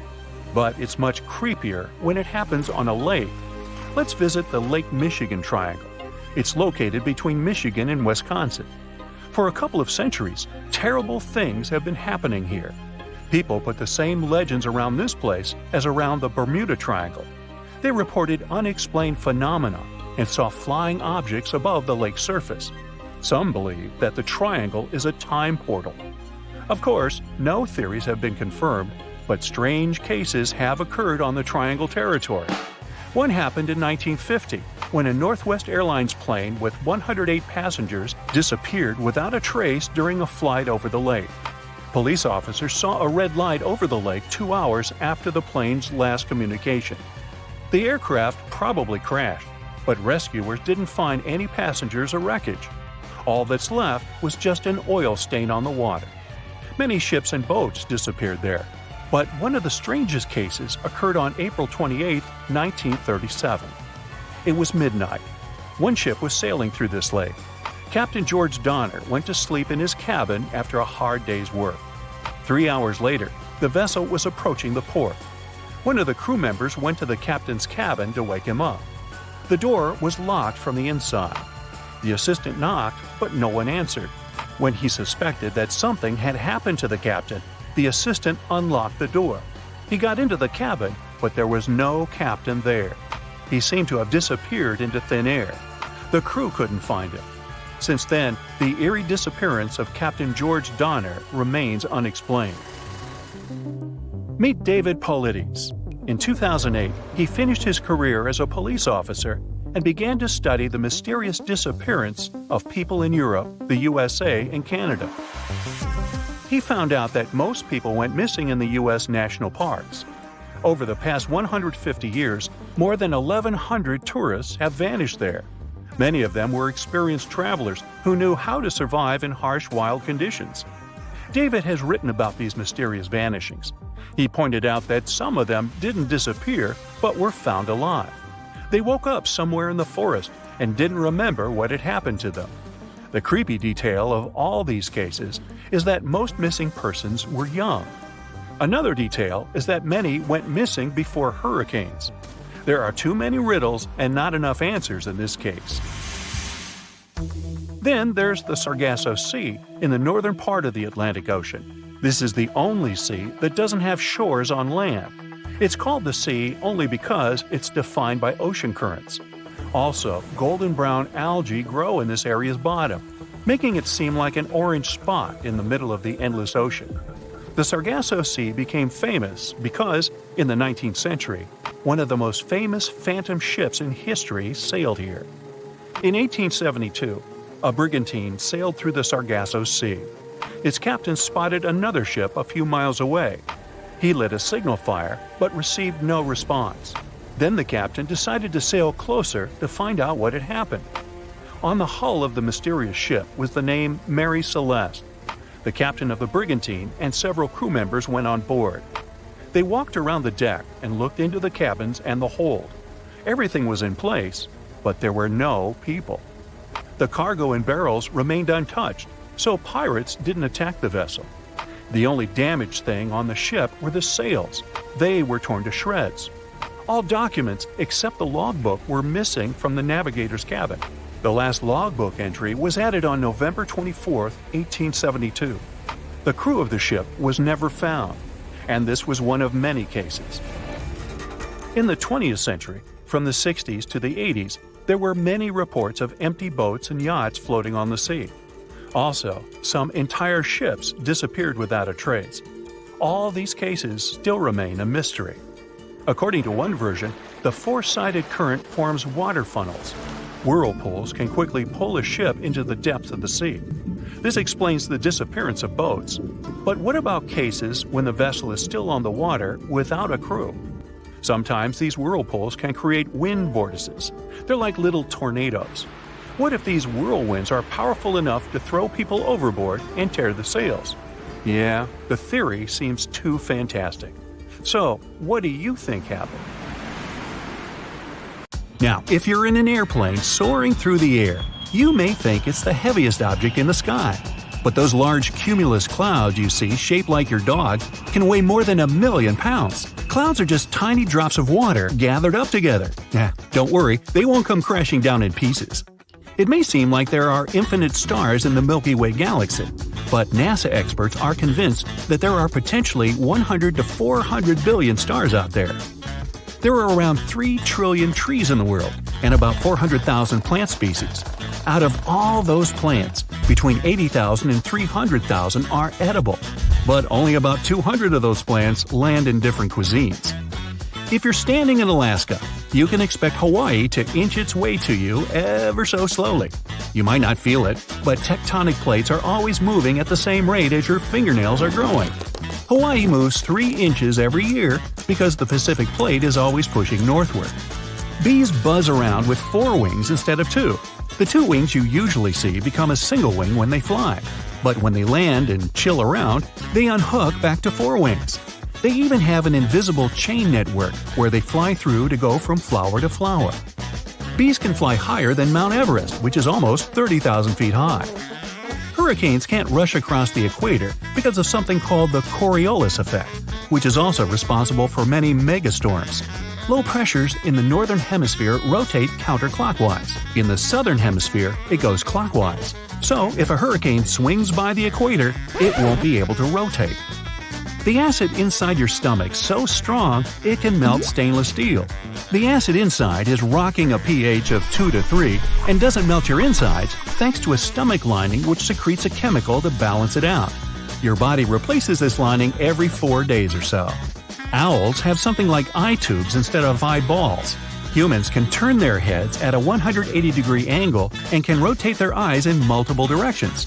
Owls don't move their eyes freely like us, but they make up for it by turning their heads 270 degrees. They can see really well at night. Okay, chameleon, we get it. You can move your eyes independently in all directions. Please stop staring at me. If you happen to be in outer space on a planet in our solar system, then chances are you're swimming in diamonds. The atmospheres of planets like Jupiter and Saturn have high pressures that can crystallize carbon atoms and create diamonds.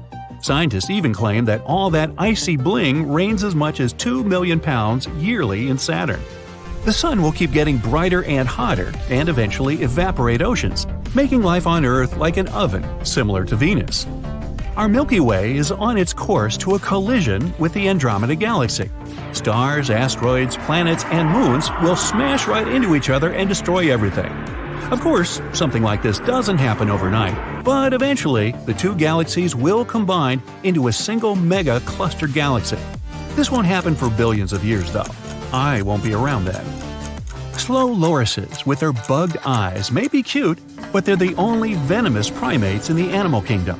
They get venom from a gland under their armpit before biting a predator. Unfortunately, their numbers are dwindling in the wild.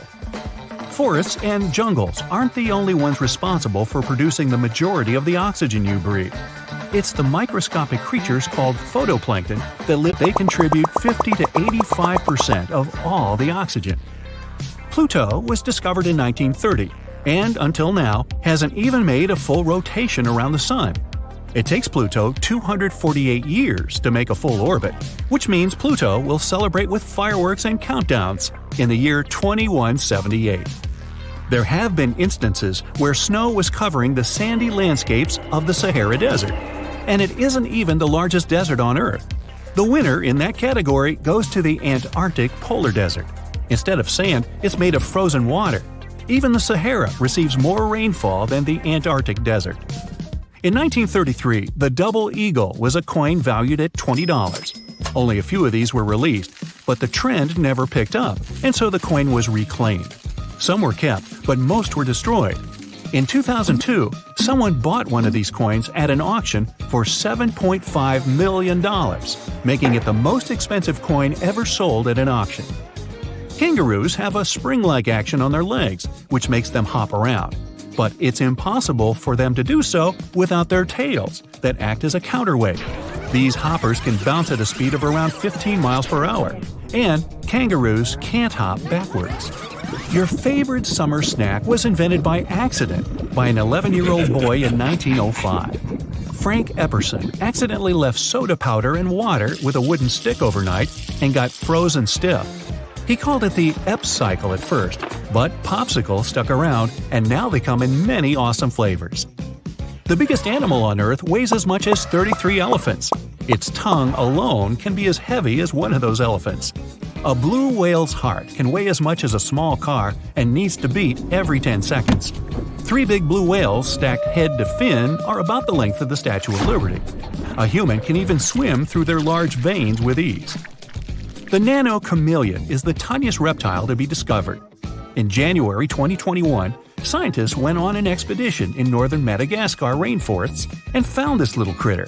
It feeds on mites and other microscopic creatures and is a little more than half an inch long. Europa is one of Jupiter's many moons and is the closest thing scientists call our next potential home within our solar system. The surface is covered in ice, but it's believed there's an ocean underneath that could be teeming with microscopic living beings. If you're afraid of the dark, then the moon is probably no place for you. Shadows are darker on the moon than on Earth. On our blue planet, the atmosphere is able to scatter more sunlight, unlike on the moon. The people of ancient Greece and Rome used sticky spider webs as natural bandages for patients. The webbings have built-in natural chemicals that help with healing. Spider webs are so strong that 2 inches of wrapped spiderweb material can stop a plane when at landing speed.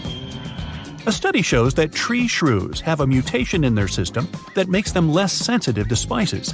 They're the only known mammal, other than humans, to enjoy the flavors of mouth-burning chili foods. They did an experiment with a bunch of other mammals and found out that while the mammals avoided the spicy food, the tree shrews gobbled it down without thinking. Dolphins are one of the smartest creatures in the world, partly because they can sleep while being awake. When sleeping in the wild, their brains have to be partially on guard for any predators lurking in the water. When the heat rises in a fire, the air around it rushes to replace it, causing a spinning column to form. And that's how fire tornadoes or fire whirls are born. Octopuses may be rare to spot since they camouflage themselves so well, but they can lay more than 55,000 eggs. The mother will spend the next 6 months taking care of them, and once they hatch, they can be the size of a single rice grain. Next time you're cuddling with your cat, check out their back paws and count how many toes they have. There are 5 toes on each of their forepaws, but only 4 on their hindpaws. Scientists believe it helps them run faster or escape after plotting against you. Chow chows and some other dog breeds have bluish-purple tongues. Giraffes also have tongues of a similar color, except theirs are around 20 inches long. They use them for grabbing leaves from high branches. Next time you visit the Eiffel Tower, take a picture in the summer and the winter. If you have super bionic eyesight, then you'll notice that in the summer, the higher temperatures can make the tower grow by 6 inches. Hey, any view of the Eiffel is an eyeful. There's a heavy snowstorm. The cold penetrates his bones. His legs are almost knee-deep in snow. Experienced hunter Joe LaBelle makes his way through the forest, covering his face from the headwind. Any other person would have already fallen and screamed in despair, but not Joe LaBelle. He can survive in any circumstances and always knows what to do. Right now, he's heading to one of the villages in the far north of Canada. This small settlement is located on Lake Anjikuni. The inhabitants of this village are Inuit, indigenous people of North America. Joe hasn't eaten or drunk for a long time. He needs a good sleep and a hot meal, which he hopes to get from the hospitable Inuits. Through trees and a white haze, he notices the silhouettes of tents. Smoke is coming from some houses. Joe will probably get there in time for lunch. He reaches the village, and at this moment, the wind calms down. The blizzard has ended. The hunter speeds up and goes toward the village, located along the frozen lake. It's strange, but there are no locals anywhere. Probably everyone is just sitting in their houses, waiting out the blizzard. "Hello!" Joe says loudly, but gets no response. Oh, great! Smoke is coming out of this tent. Joe knocks on the wall, but no one opens it. He knocks a few more times and goes inside. The little tent is empty. All things are in their places. There's a piece of cloth with needles and thread on the table. Firewood is smoldering in the fireplace. It seems that people have just left this place.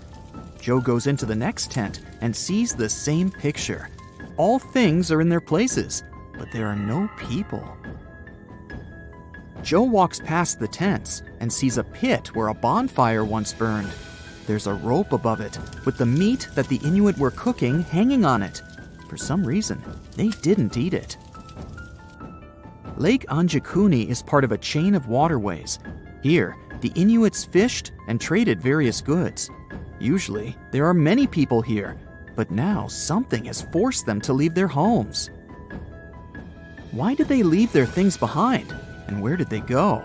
There are no tracks around the village. All the sleds are in place. The Inuits have even left their dogs here, and dogs help them to hunt and ride sleighs. No one will leave warm clothes and dogs here when moving away, especially in severe weather. Joe LaBelle knows all this, so he concludes that something terrible has happened here.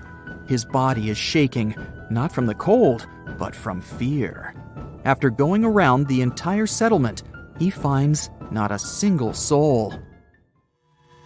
Terrified, he leaves the village, heads for the nearest telegraph pole, and sends a message to the police. After a while, more and more people arrive. The police are trying to find traces of missing people and figure out what has happened, but there's nothing. Near the village, they find an empty grave. During the ceremony, the Inuits placed stones around the burial site. The rocks around the open pit lie untouched, which means it wasn't an animal that dug it up, but who or what needed it. About 30 people lived in the village, and they're all gone. Local residents from neighboring villages can't help, since they have no idea what has happened. The only thing that the police have noticed is unusual blue lights. In this area, the northern lights are a common phenomenon. People living here regularly see a glow in the starry sky. But the police have seen something else, pulsing blue lights. Also, other hunters have witnessed something similar. They say that some strange things were flying in the sky. This all happened in 1930. It's been almost 90 years since the disappearance of the village, and people have created a bunch of theories. The most popular of them is an attack of an extraterrestrial civilization. According to this theory, the blue lights in the sky that the locals and the police saw were spaceships. Some believe that one ominous night, these ships flew to the settlement and took away all the people. In addition to these sci-fi versions, there were also more realistic ones. Internet users have found out that Joe LaBelle didn't have a hunting license. Maybe he wasn't a professional and made it all up. But at that time, many hunters didn't have a license, so Joe's words may be true. But if we try to find out where all this information came from, we'll see that the primary sources were books and some newspaper articles from the 30s. But none of them can confirm that the mysterious story of Lake Anjakuni is true. Perhaps this entire story was made up. Now let's leave the snows of Canada and head for the hot plains of India. In this big country, there's one sinister village where people also disappeared without a trace. This happened in the first half of the 19th century. Still, locals avoid this place even now. because they believe that invisible evil forces live there. Let's check and find out what happened to the village of Kuldara. It's located in the district of Rajasthan. To get there, you can use a taxi to get to the nearest village or city. The village is located far from other settlements. It looks deserted. There are only ruins.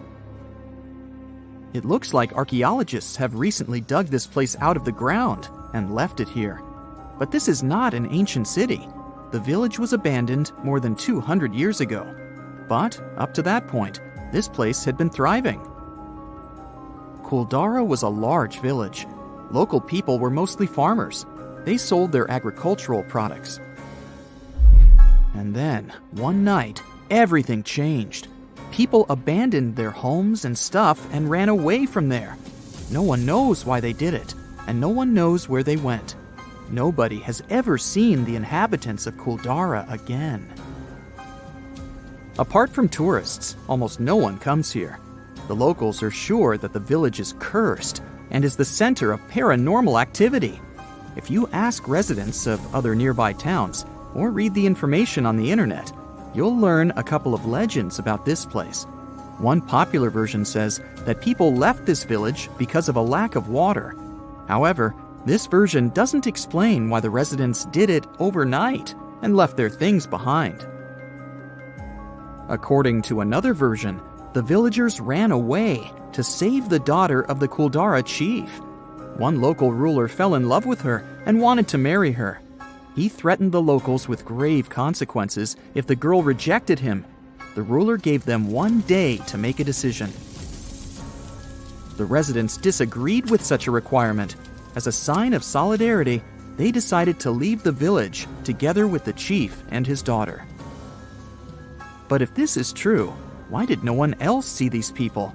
They must have escaped to another settlement. In addition, they needed their things on the way there. The stories of Kuldara and Lake Anjakuni have one thing in common. People left a comfortable and safe place for an unknown reason. A similar story happened in Ireland with a small village on the island of Achill. About 40 simple houses made of stone and straw were located along the valley of Keem Bay. The village was mentioned in documents dated back to the 1830s as a group of small buildings. But today, there's practically nothing left of it, except pieces of walls and small mounds of ground. People from other settlements don't remember this village, but we know about it thanks to the records of travel writers. They describe the incredible beauty of this place and the village in their diaries. Students of the local archaeological school tried to find the answers. They started excavating